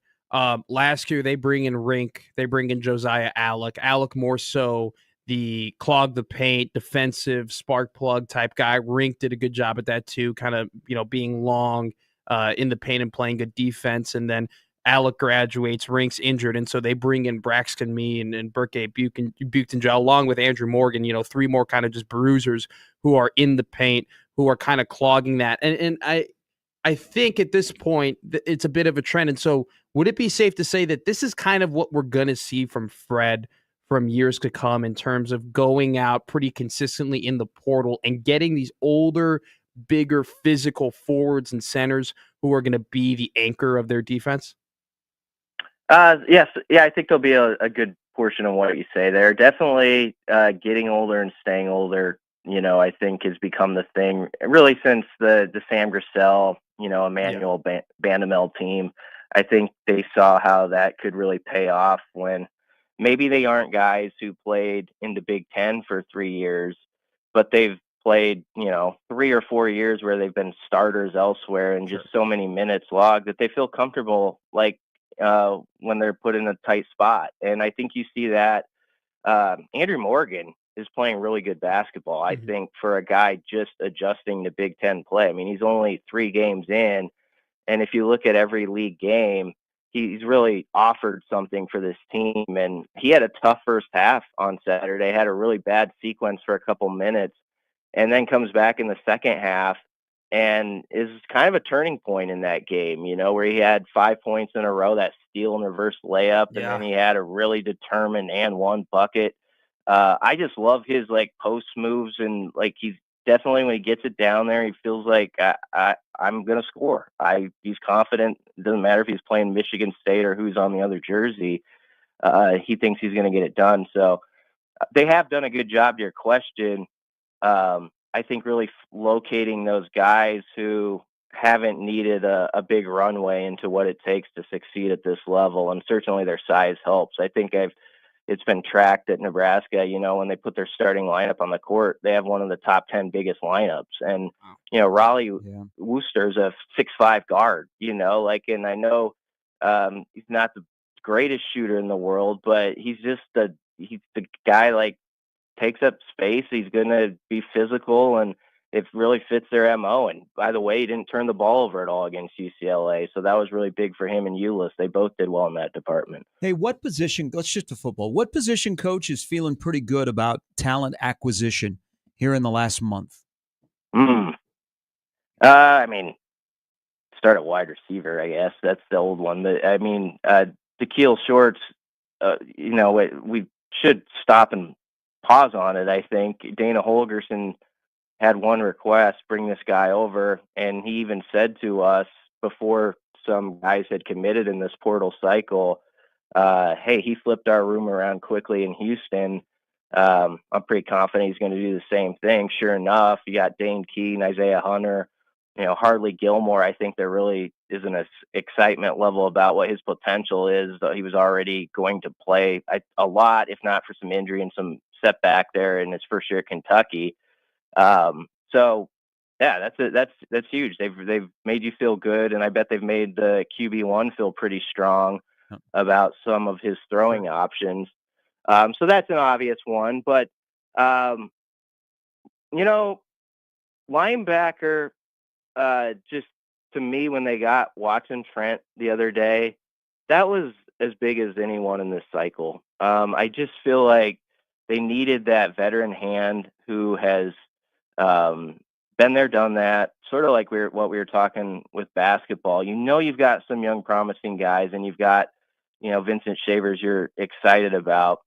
But Watson Trent, just like the fact that he had like 110 plus tackles for 3 straight seasons, and his productivity makes you feel like that you're going to get a solid base at least out of that, and we'll see what the ceiling is. But I always love those guys where you feel like the floor is pretty high. You know what I mean? Like there's a certain level you're going to obtain. And so I really like that one. And then I think special teams, we'll see what they do with the big decision with, who comes in, who handles that. But we know about the long snapper and punter additions, but Andrew Marshall, took a kickback and a pump back at Idaho last year and has a lot of confidence there. And so I think they've really kind of at least hit on every angle you would want them to hit on as far as the portal can produce with special teams. So now you just hope guys can live up to it. So this is a tougher question, Brian, but the reason why I'm going to ask you it is because you've just been around this game for a really, really long time, and I know that you can go back and into the big cellar of football knowledge you have and maybe answer it. But have you ever seen a coach who has completely flipped their assistant coaching staff in 2 years in the manner in which Matt Rule has done, and then have a lot of success after? I mean, because it's basically an entirely different coaching staff at this point with only 2 seasons under his belt. Yeah. And you know what? You built me up there to be able to answer that. And off the cuff, I'm not going to do well with that question. It's a really good one. But let me pivot. I'll pivot here for you just a little bit to make it easier. Should there be a concern over the program because of the fact that so quickly he's hired a staff and has basically re-racked the deck? I think it's a good question to ask and not just swat away, but I don't think it's as huge a concern anymore because I just feel like this is sort of the way it's going to be. Not just for Matt Rule, but look around. I would like to dig into that with the last 2 years. It'd be interesting if you took like a sample size of like 20 programs that are Power 4 conferences and see how similar it is with change-ups, because I do think there would be at least a good number at the table that would be close to what Nebraska is at as far as shifting of assistants. But that said, we did used to around here when I was we talked about the 90s to lead off, so we might as well go back to there was a difference then where and that we've had, I think, a challenge as a fan base and media is somewhat adjusting to this because even then it was so different here compared to other places. Like there wasn't as much shifting, but Nebraska had such stability and assistant coaches who were here for decades, and so you got to know them and everything about them and all this stuff. And so there was that time period, like when I started the beat like 15, 20 years ago, where you started to see that change a little bit. And that was tough for people when even a guy would only be here like 3 or 4 years. Yeah. It's like, what the stink, like, and now it's that you've reduced that to like 1 or 2 in some cases. So it is an adjustment. You just hope you hire well and you did your research well. I'm really intrigued, like what Terry Braden's going to bring to the D line, and Addison Williams is a guy who's been a D coordinator and he's coaching your secondary now, so they've got experienced hands and guys who come with strong recommendations. And now you just hope that it all kind of fits together and they gel with each other. Sure. I think more on that defensive end and what John Butler wants to do. Let's talk about that defensive back room. So they get Kahn from Southern Illinois over the weekend. Yep. If I'm doing the math right, Nebraska's current roster has 134 players on it. And I think there will be The roster won't be set until we get to camp, which is fine. They don't have to be until game 1. But part of that roster, and this includes walk-ons, BC, how would you like to sift through the fact that when Nebraska gets to spring, let's say there's no more attrition or addition, Nebraska has 29 defensive backs. What is spring going to look like? Elbows out. Spring probably looks like for defensive backs what like the portal looks like for guys in the trenches or O-linemen. It's like that everybody, you better come to fight with have your fork sharpened. So I think it's going to be a deal where, some guys who are listed right now won't be by the end of it. There's going to be some obviously clearing out where it's like, okay, this is where you're at. I think there's been honesty from all I understand supplied to the guys all along the way. Like, this is where you stand right now. And I think that's all you can do with players now. They know the landscape and what it is. And you just have to be like, this is where your position on, January 7th, this is what you'd have to do. And then if that player wants to accept that challenge and go try to do it, especially with a new coach looking at him, and that might be some of the thinking of guys. It's like, I got new eyes on me. Although, John Butler obviously still the, DC, but, I have a new DB's coach so maybe you think like, oh, let's see if I can be the guy that really kind of jumps to him.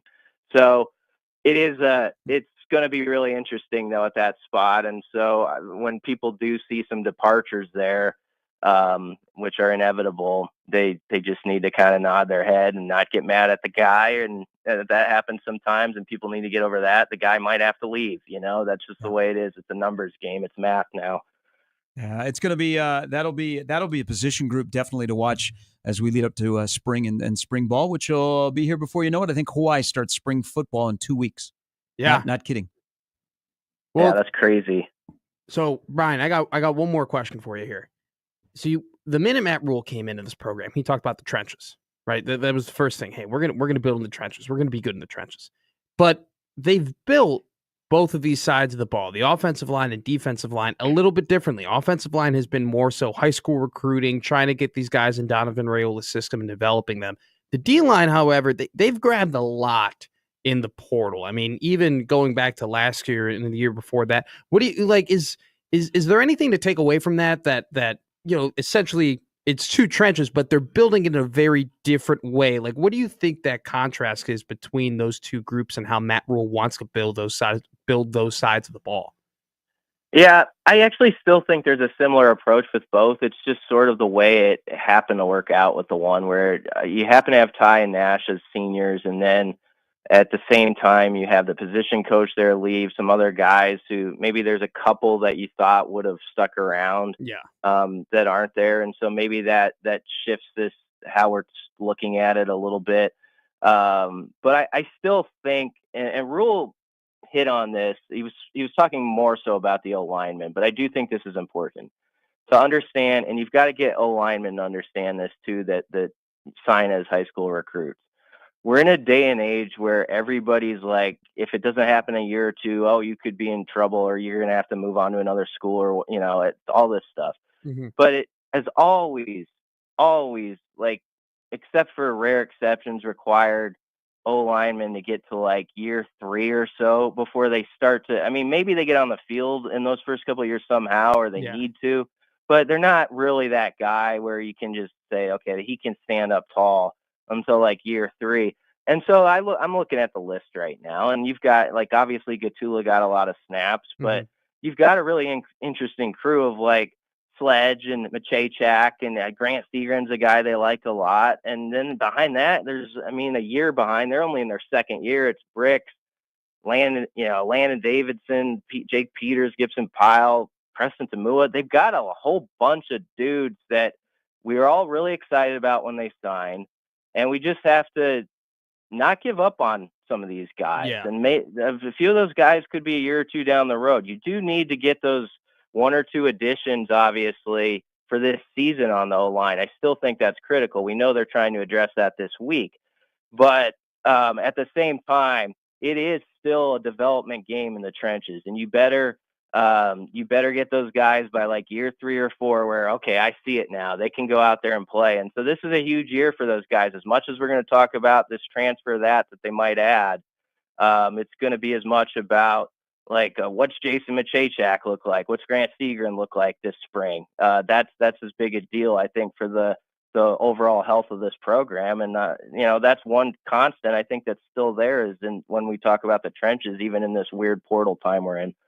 Yeah, absolutely. No, DC, as always, we appreciate it. Glad to have you back for another year with us in the mornings. Have a great week. Enjoy tonight's game in Iowa City. Yeah, I'm heading out there. So, wow. thanks for having me. Always enjoy being with you guys. Awesome. Yep. Happy New Year. Brian Christopherson from Husker 24/7. So one quick thing on the offensive line. I referenced him. We weren't together over the break, but all intel from bowl practices is Mr. Houston is a dude. Oh. He's a large man. So Okay. he committed, and then he got to practice with the offensive lineman. Yeah. Intel from inside, He popped. he didn't look out of place. That's great. And he just walked from a high school hallway to a practice field at Fordham. That's To great. start working with guys he had no idea who they were. Especially, dude, when you're Possibly center.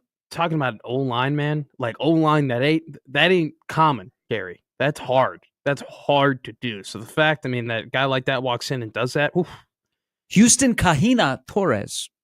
like it. Oh, Well- I love a 3-name guy. Houston Kahina Torres. Well, you need the Samoans. Nebraska's had a nice little history of No. Samoans on the offensive line. You need as much, dude. You need some Polynesian football players. Those guys know how to play ball. Yeah, well, you need some guys that walk in and they look like they're kind of ready-made. Yeah, Not ready to go, but ready-made. yeah. He all the pictures I saw, He looks ready-made. the one guy that I, in my time in Lincoln and being in Lincoln and going to the open practices, the one guy that I thought looked like that right away, where I was stunned, was Cam Lenhart. You can kind of tell that Cam was going to be the guy. I'm excited to go to an open practice. I'll keep my eye out for him to see if that pops like that too. I have a feeling it probably will. All right, Andy Kendi is going to join us. Awesome. He's got stories from New York City. We haven't talked to him since then. You saw the pregame show on that Saturday morning. Oh, Cold. him and Lauren, man, it was pouring rain. Ugh. Andy was a trooper. He'll join us coming up about 20 minutes on 1620 The Zone.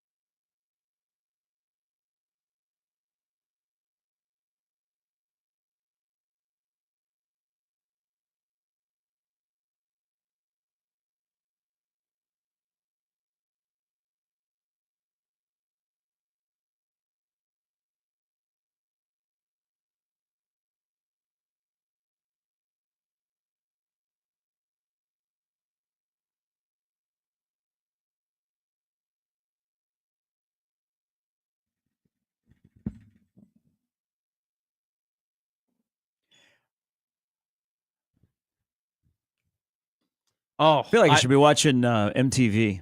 This is a popular MTV video. She is. This was a hit when it came out. She is one of the most important people in wrestling history. Rachel Looper, Sydney Looper. Lopper. Oh my God. Oh God. This is not who this is. Oh, No? Swing and a badness. Oh my God. Oh. Dunn's hat. Get This that- was my hey, song to my hey. first girlfriend back in the day. Yeah? Oh yeah. Good call. Older woman. She was 6, I was 5. Hold on. I'm on this camera. Here. Just turn it forward. It actually looks perfect on the screen.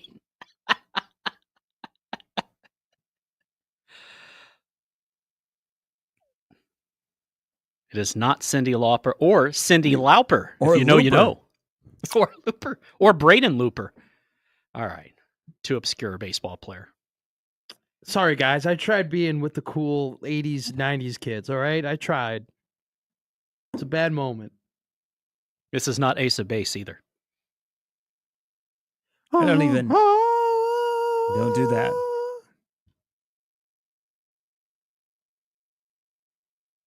Who sings the song at least? Pull out your phone. Hold up Shazam. And then kick yourself. All right. Hey, congratulations, Glenn Snodgrass, who yesterday announced on social media that after 27 years as a head football coach in the state of Nebraska, the last 14 at York, also a little stop at Overton. I'm not even going to read them. Not even going to read them. That's on him. Has retired. I think he's retired. He said he was stepping down, but I believe that he is retired. But hell of a job. Great guy. Gotten to know him a little bit. He turned York from one of the worst programs in B to one of the best. We almost got him in the Metro. Oh. He was close to getting the Papillion La Vista job back in the day after he'd won a couple of championships at York with his son and Jeb Lucas. That's awesome.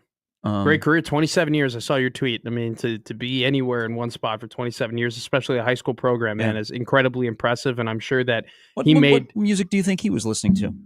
Cyndi Lauper. I was going to give an ode to him because where I went to high school, we had a football coach for a very, very long time, an athletic director for a very long time. And to be a long time high school football head coach, there's probably countless amount of young men in people's lives that he's affected. So congratulations to him and on retirement. All right, back to the more important stuff, but congratulations to Coach Snodgrass. Congrats. John would like to know into the Equitable Bank inbox, who in the ever-loving Christ is Cyndi Looper? She related to Cyndi Lou. Guys, I tried, man. I'm sorry. It's out of it was before I was born. I was trying to connect. I like that song. Like I've said before, when it comes to music and me, I like the music. I know the words. I really don't know who sings them most of the time. This was a great comeback album, too. I remember. So why time after time are you just having bad takes on this show? That's not a He's bad showing his take. true colors. You know what? That's not a bad take. I thought it was a different artist. You were poor, and I guess money changes everything. I thought you were better before we paid you. Now we're paying you. And man, Shebop, I would drive all night to get rid of you because you're showing your true colors. Now I know that you say, "Don't be afraid." You know, over a song. I know that you're saying, "Hey, man, I'm in Omaha, and girls just want to have fun with old Maddie McD here." Oh, okay. So now you're making like what she sings, and then you're putting those. You have Gotcha. left a hole in my heart because there are a lot of our listeners after Cyndi Looper, which was not even close to who was singing. It's a cover band. They're wondering what's going on. And I don't want to be your friend. Yeah. He can go his own way. Yeah. You guys are killing it. I think right at 10 now. o'clock, I'm going to leave here. I'm going to head west. And you know what? I'm going to try and find some unconditional love. And you know what? And also, you got more? Yeah, I'm going to say a prayer for you. And I'm going to think, you know what? A lot of the stuff you're saying on air, I believe it's lies. Oh, so you're saying Cyndi Lauper Little songs lies. right now. I gotcha. So who was singing that song, though? Not her. Not her. Who was, though? I need to know. Well, we'll let you figure that out. Yeah, I can't give you Maybe the it's answers. Sally's Pigeons. Mm-hmm. Or Sally Struthers. Or maybe it was somebody that sang it like Jimmy was saying of his first girlfriend. That's what he played it for. When You Were Mine. Mm-hmm. Mm-hmm. Mm-hmm. Guys, this is She was a gold dust woman, though. Was that unconditional love that you had in that relationship there, Jimmy? I thought so. But, she just told me that she and her friends, they just wanted to have fun. I know. And you know what? Girls. At the end of the day, we all want a mom that will last forever. That's what my dad used to say. I don't know what he was talking about, but, You remember in the wrestling when Cyndi Lauper, she was with that guy that used to put rubber bands on his beard. What was he? Hacksaw Jim Duggan? Lou Alexander? Alrighty, guys. That was good. That was a good run. That was a good run. It was great. Once again, I'm a young man. I was trying to be cool. Should have just And you broke some glass. bopped with the music. I shouldn't have tried to connect. I'm sorry. Steve says a couple things here. He goes, yeah, I'm sure. Matt appears to be a product of misery. What does that mean? Great movie. Ed says he's so unusual. Not sure what that means. Cool. I Yeah. am unusual. I'll take that. That's a compliment. What your compliment was of that song that was played, which is from one of the I'm okay to say this, one of the greatest bands of all time. What? Fleetwood Mac? And rest in peace. Yes. Oh, that was Fleetwood Mac? Yeah. Yeah. Okay. All right. Christine McVie. Yeah. Rest in peace. Yeah. Yes. Okay. Yeah. I like Fleetwood Mac also did Landslide, right? Yes. There you go. Then covered by the Pumpkins. I usually. thought you were going to say, didn't they do that song that the guy made the TikTok when he was on the skateboard and he was drinking juice? Oh, I love that. Here you go, and then you are freedom. It's all around. Cyndi Lauper. I was there. I was in the ballpark. I was around. I was doing the game was well. at Wrigley. You were at Comiskey. No. I was probably at like Impact Field in Rosemont. Yeah. It's farther away. Okay. Well, kind of. Mid. I'm sorry. So how was that appearance on No Block, No Rock podcast? It was last great. night? Those guys are awesome. Did you expose yourself on your lack of Cyndi Lauper? No, but knowledge? They did tell me. I did get. Oh, you know roasted. what? I was walking down the street the other day, and this woman was walking towards me, and I could have sworn that it was Stevie Nicks. Instead, it was Cyndi Lauper. They roasted me because I look like Walter Jr. from Breaking Bad, and my profile pic is Walter Jr. from Breaking Bad, but I've never seen Breaking Bad. Ooh, there you go. And You'll like it. I don't know if I will. I have a little anxiety after watching Goodfellas. Like, I feel like I'm gonna get whacked. No, this isn't a mob movie. Like, I feel like I'm gonna be Maury in the back of the car, and then I'm just gonna get a knife to the neck. Like I'm not good with those like killing movies. Like I get like I don't know. It just resonates. It's just a lot. It's just gory. So much for Casino. I'll watch Casino. Okay, I'll watch them. I'll get over it. But it's like I guess gotta we won't be take it having a Pulp Fiction watch party. Damn. No, I can do or Pulp Reservoir Fiction. Dogs. I can do Pulp Fiction or because it's like that's killing. RoboCop. Like, that's meanless killing a little bit. They're just killing people. Like. Is that your defense if you were in court? Like I didn't really mean it. It was just for effect, But like you get to know those characters. You get to know them. You get to connect with them a little bit. And then they get brutally murdered by the people they most trust. Rest in peace, Ray Liotta. So thankfully for you, Cyndi Lauper is not coming back, and Stevie Nicks says there is no chance of a Fleetwood Mac getting back together. Really? Or Stevie Why Hicks. do all those bands Rest in break peace. up so terribly? Why is it always like Well, I think it would be tough. It when never ends well with when any of them. Christine McVie passed away. That's a little bit.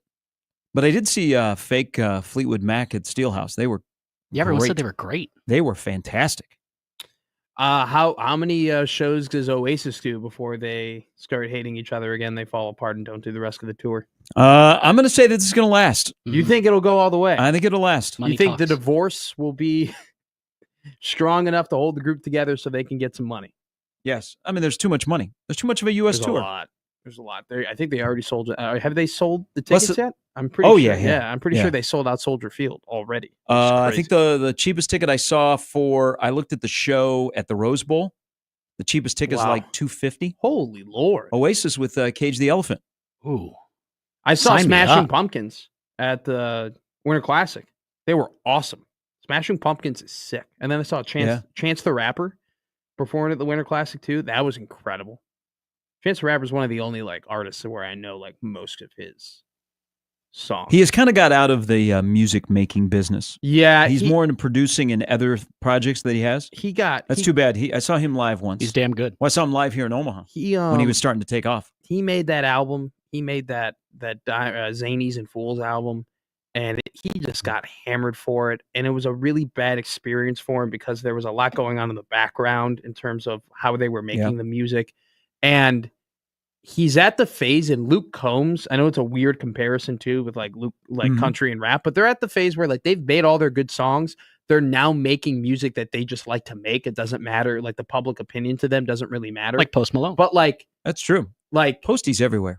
Like, Why but was he with Chance though, Beyonce? He didn't need to be on the field with Beyonce. Chance really loved it, like what he made, and the fact that he got hammered for it, like it hurt him. It hurt him big time. He didn't really perform. Like it was a lot of backtrack for him. It was a lot of screaming and yelling, but it was still fun though. His music's awesome. All right, Andy Kenny's going to join us next. Before we go, an emailer wants to know: is your next brilliant take going to be Texas will beat Ohio State by 28? No. Okay. By the way, it wasn't a take. I thought the music was from someone else different. I didn't say it was a take. I just got confused with what popular there's going to be a lot of singing. people in this country today that are going to confuse Cyndi Lauper and Fleetwood Mac. It happens all the time. I'm sure the guys over on the keg, they're like, oh man, I thought I was playing Landslide. Instead I'm playing She-Bop. I get it. It happens. No, I'm not going to. I think that all the games in the college football playoff are going to be relatively close this week. I think that I'd probably take, you know what? I'm not going to tell you who I'm going to bet because if I bet and then I get it wrong, everyone will hold my feet against the fire. But I did have a great week of betting in the first round. $15 bet, $100. There you go. I don't know. All right, that'll go even more to you buying us lunch. I know. We can't wait. It'll be a good time. We got a tweet from Husker Hoops Central, and then I just because it involves Jacob Bigelow, we have to read it. It's in the contract. I called up the show just the other day. I said I'd like to see you if you don't mind. He said I'd love to, Jacob, if I can find the time. You see, I'm really into college basketball now, but it's been sure nice talking to you, at Jacob A. Bigelow. It's been sure nice talking to you. Well done. Okay. One more. They want you to know that you know that the band Pink Floyd is named after the lead singer, right? Yeah. Who played high school football in Austin, Texas in the mid-'70s. 2,000 arms with that arm. Looking tough. We're just in a realm of things where if I just open my mouth, I'm going to get myself in trouble. So unless I can give a snarky comment or a good joke, I'm just going to kind of let you two play what I assume is 80s and 90s song game and then just, throw in the paper to the fire as much as I can. As long as you didn't start the fire. I tried, guys. I tried connecting. Okay, I'm sorry. I'm sorry that music that was born 20 years before I was alive, that I got some people confused. All right, I apologize. All right, we'll get you out here on some Fleetwood Mac. Andy Kendi is coming up next on 1620 The Zone.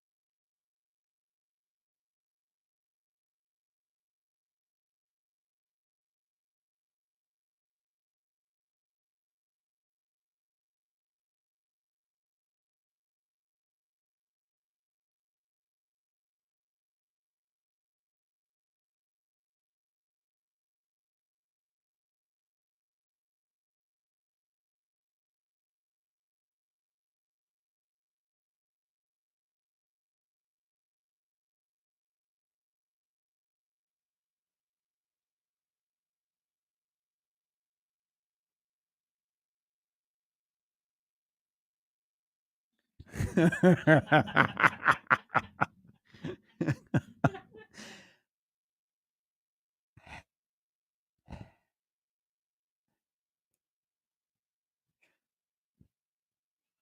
believe in, was it 83 WrestleMania? She sang this? We welcome in Andy Candy from KETV. Hey, good morning. Good morning, boys. Haven't talked to you guys in weeks. It's been a year. Yeah, it's been a year. It's funny. I was trying to think. I was like, I don't think I talked to you since before volleyball, since before Louisville. That's right. Before you went on your tour of America. Oh my goodness. Yeah, that was something. And then to come around and turn around and do the Pinstripe Bowl, that was actually pleasantly, surprisingly good. That Pinstripe Bowl experience. You're a heck of a trooper with you, Lauren, Bill, and the rest of the crew that was out at New York City. Because I watched the pregame, and it was not the most ideal conditions to be doing a live show. No, it was not. In fact, so my wife, right before we go, I'm like, hey, I need to go to Home Depot, pick up an umbrella. Looks like it might rain. She's like, just take mine. So thankfully I did, because it was raining and come down pretty hard early. And so Lauren, it's right before Lauren's segment, and she walks in. It's kind of a dance, she's got to step in and whatever. And she goes, listen, I don't need the umbrella. I go, Lauren, I'm going to give you the umbrella. I go, let's just, and then she's like, no, Andy. She's like, Andy, I don't need it. I'm going to be fine. I got a hat on. I'm going to be out in the elements all day. I'll be fine. And I'm like, I am not. And then afterwards, she was like, why were you so insistent on keeping the umbrella over my head? Because you can see in the pregame, you just random arm and an umbrella over her head. And I said, Lauren, all right, first of all, it's pouring. And second of all, how awful would it look if the dude with the umbrella walks away and just give the lead in? Yeah, just getting so. I mean, that is just the epitome of jerkiness. So no, I'm going to show you the umbrella. She's like, oh my god, I didn't even think of that. But yeah, it was a good trip. And I'll tell you, Bill Shammer just doing story after story around the city. That's obviously not that easy to get around in. And Ben Smith, our photographer, did a nice job. It was an interesting deal because I've been in New York City before. I went to high school out in New Jersey, so I've been there before, but I've never really stayed down in the city for an extended period of time. Just getting from A to B during the holidays is just a challenge in and of itself. So, and I will tell you, Yankee Stadium, that I've been to the old place. This is my first trip to the new place. That's a pretty sweet deal, and I can't imagine. I know how loud it was for when it was half full in the rain. I can't imagine how crazy it'd be during a World Series game or a playoff game when the Yankees are on the field. Hey, how many people were there in your estimation? Yeah, I think they announced the crowd at 30. I'm guessing there was probably 25 there. Okay. And I'd say about half was Nebraska fans outnumbered Boston College fans easily 2-1. Easily. Okay. That's good. It was one of those things there. Guys, it was one of those things that when you're working and you're logging plays or whatever, and you have your head down and you hear a cheer, you knew Nebraska was going to do something good. Like it was like a Nebraska home game in that fan response, reaction time. When you heard groans, you knew Boston College did something, and when you heard cheers, Nebraska did something. And I'll tell you, the Yankees did a nice job.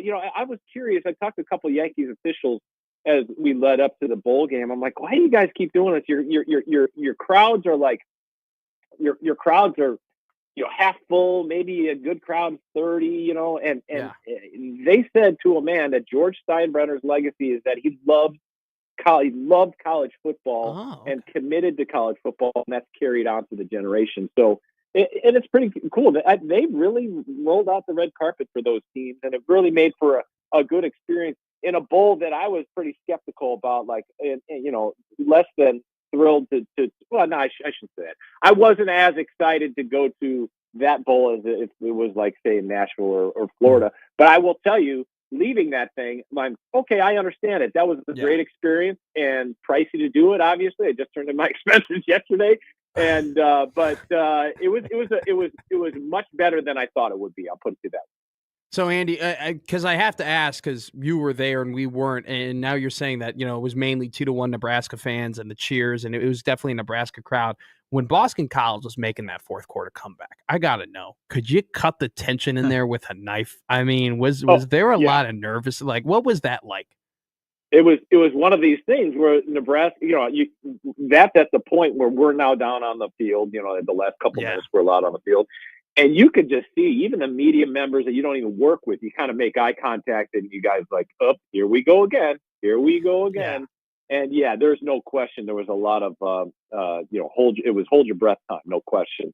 But I will say that them being on the field offensively and finishing that game off really proved something to the team and the fans that they can win a game offensively, that they can go on a 4-minute offense and complete it with the kneel down. And I think that was a nice punctuation mark on the season. And granted, I mean, moving forward, will we circle this game in the big realms of Nebraska history? Probably not, but in a bigger picture for this moment right now, I think this was as big as a win as this team's had in years, because right now it gives it, there's so much a difference between 7-6 and 6-7. Think about if they would have fallen apart at the end and would have lost that game, what the narratives would have been a really long off season. Now you got some feel good momentum going into the spring and recruiting portal season, and now you can build on that moving forward. I thought it was a nice capper to and a really nice capper to Ramir Johnson's career, and Ty Robinson and Nash Hutmaker, and those guys, the guys who put their blood, sweat, and tears into this program over the years. And that leads me to this question, because when you're at a bowl game, you have a little bit more access, and it's the end of the year. If you look at Matt Rule's opening press conference to what he looked like in his last press conference of the 2024 season, this job has aged him a little bit. Was it because everybody got to talk to him kind of individually? Would you describe him as the end of year 2 with what is ahead as relieved, or is there some other word that you would describe to kind of what he was like after the Pinstripe Bowl? Well, I don't want to read too much into it, but I will say I don't know who posted it, but somebody was kind enough to post on social media the clip of him when my phone went off and Rudolph the Red-Nosed Reindeer a year ago played during his press conference. And he looks 10 years younger in that clip, right? Mm-hmm. I mean, just look at it. And I'll tell you, though, it's not, I don't know if it's fair to assess, because he's coming off a game that he was out in the cold and the rain and whatever. And it's at the end of a long season. But I do think that there is a relief that they were able to get it done and to show tangible progress. It's interesting after the news conference, at the end of the news conference. So they do it. They're very formal at the Yankees, right? You got to have the microphone. You got to, and you've got to like raise your hand and wave down one of the Yankees personnel to get the microphone to ask a question in the post-game news conference. Well, I was sitting a little further back because I had my computer up on a desk, and I didn't get a chance to wave him down. So at the end, he's ready to get up, and I just shouted out something like, "Hey, I need to know," because there are definitely a difference between TV questions and print or writer questions, And I just needed to know how do you feel, the reaction, that's the and I just said, "Hey, what's the difference between 6-7 and 7-6?" And you could tell he's like, I don't even want to talk about 6 and 7. Like, that is just, no, come on, we just won a bowl game. But you got the sense that he was absolutely relieved, a punctuation mark on the season. And was this a long season? Of course it was. Every season is. But I think it almost put a pep in the step of him moving forward, because I think he knows that he's got some pieces here to build around. And there's going to be challenges reducing the roster and building around Dylan Raiola, but I think he knows that he's got some pieces moving forward. And I think that in this new day and age of college football, I think he thinks he's got a team that can compete. I got to ask you, because you were out in the field and we were just watching on TV, like, how fast could Vincent Shavers look in that number 1 jersey on that sloppy turf, man? How was watching him play? He breakout game, breakout star. First half was one of the better first halves from a defensive player I've seen all year. Yeah. I mean, he was all over the field. I think he had 5 tackles, a couple tackles for loss, forced fumble. I mean, the guy was awesome. And, the beauty of a bowl game win, we haven't had a bowl game win in quite a while. Mm-hmm. And for me, that was my first post-game bowl game win since the Gator Bowl, I think. And, talking to Quincy Enunwa back in Jacksonville, like 2014, I think it was. By the way, similar conditions, weather-wise. In similar conditions, right, exactly. And because Thor went to the Foster Farms Bowl that night. So, and we can just grab guys. And so I just grabbed Justin Chambers, and just the youthful enthusiasm and like, he really wanted to win for his seniors. And, I posted a whole bunch of clips on social that night. And I'll tell you the interview that I did, the 2-minute how do you feel interview on the field right after the game, which I think is so much more rewarding for me as a reporter, because you get that raw emotion because it's just after the game. You don't have to wait, and it's not as sterile of a conditions. You're on the field, it's raining, guys are celebrating, throwing hats on each other. And he was just bubbling with energy. And that clip on social media got more run than any clip I showed. And that shows that people are genuinely enthused about this kid's trajectory, and it's only going up. This guy is a star in the making, in my opinion. All right, what do we do now? I mean, you got no more travel. I mean, we're in basketball season, Omaha hockey. Yeah. Like, what do we do now? Yeah, take a nap. Yeah. Well, I got to take a deep breath. I was just actually first dabble in the bracketology looks, because that's the next travel is March. Wow, you sicko. Right now, yeah, I know we've got hoops. We've got Supernovas. We had media day. Yes. Yesterday. Yep. That's kind of cool. I'll tell you guys. Supernovas, they're in their second year, and I know that there's another team in Omaha, but the Supernovas as an organization, you should have seen the turnout for media day yesterday. There had to be 20, 25 media people there for professional volleyball, and people are really excited. They did a nice job mixing some local talent with some national talent, and they're going to be really, really good. And it's going to be a fun draw. And, just this talk of kids who a month ago were playing for the NCAA tournament, Kendra Waite, and, like Lindsay Krause. Just talking to Lindsay yesterday, man, she talk about renewed energy. She was just bubbly, and I can't wait to see what she does on this team. It's going to be a fun little volleyball thing to see how two professional volleyball teams can coexist in the same city. It's going to be interesting. Yeah, you're right about the Supernovas, man. They have kept it top of mind year round. No doubt. Where in the off season, people were they saw them out in the community. So kudos to that organization for doing that. But yeah, two volleyball teams with a lot of former Huskers and high-level volleyball. I don't know if we can support two, but while we have it, I mean, if you're a volleyball fan in this city, you are in heaven. Absolutely. Yeah, the golden age right now. Golden age of volleyball right here. Yep, just like wrestling, which we'll talk about next time. That sounds good. Hey, AK, thank you. Thanks, Andy. Thanks. That's Andy Kendi from KETV. Yes, the Supernovas are back. So is LOVB Omaha. Yeah, should be interesting to see what happens, man. I mean, it's one new one, but, and it's been interesting to see how both of them have mixed in Husker talent and trying to get draws. Would you like to save yourself? You know who this is? That's good. Good call. We'll see you tomorrow at 6. Nebraska, Iowa tonight. First 8 minutes, you want to text me, I'll tell you how this game's going to go. I'll text you. You got a Ryan Poles press conference to watch. I know. I'm getting ready to tune into that. I also have a bed to put Is together. It there yet? It's there. All right. Good Dan's luck. got it. Dan has it in the building. Is it in a box? It's in a box. It's in 2 boxes. One's the mattress and one's the thing. Good luck today. Yeah, it's going to be terrible. We'll see you all tomorrow at 6. For Jimmy, for Matt, I'm Gary. It's Gary and Matt. Crossovers next.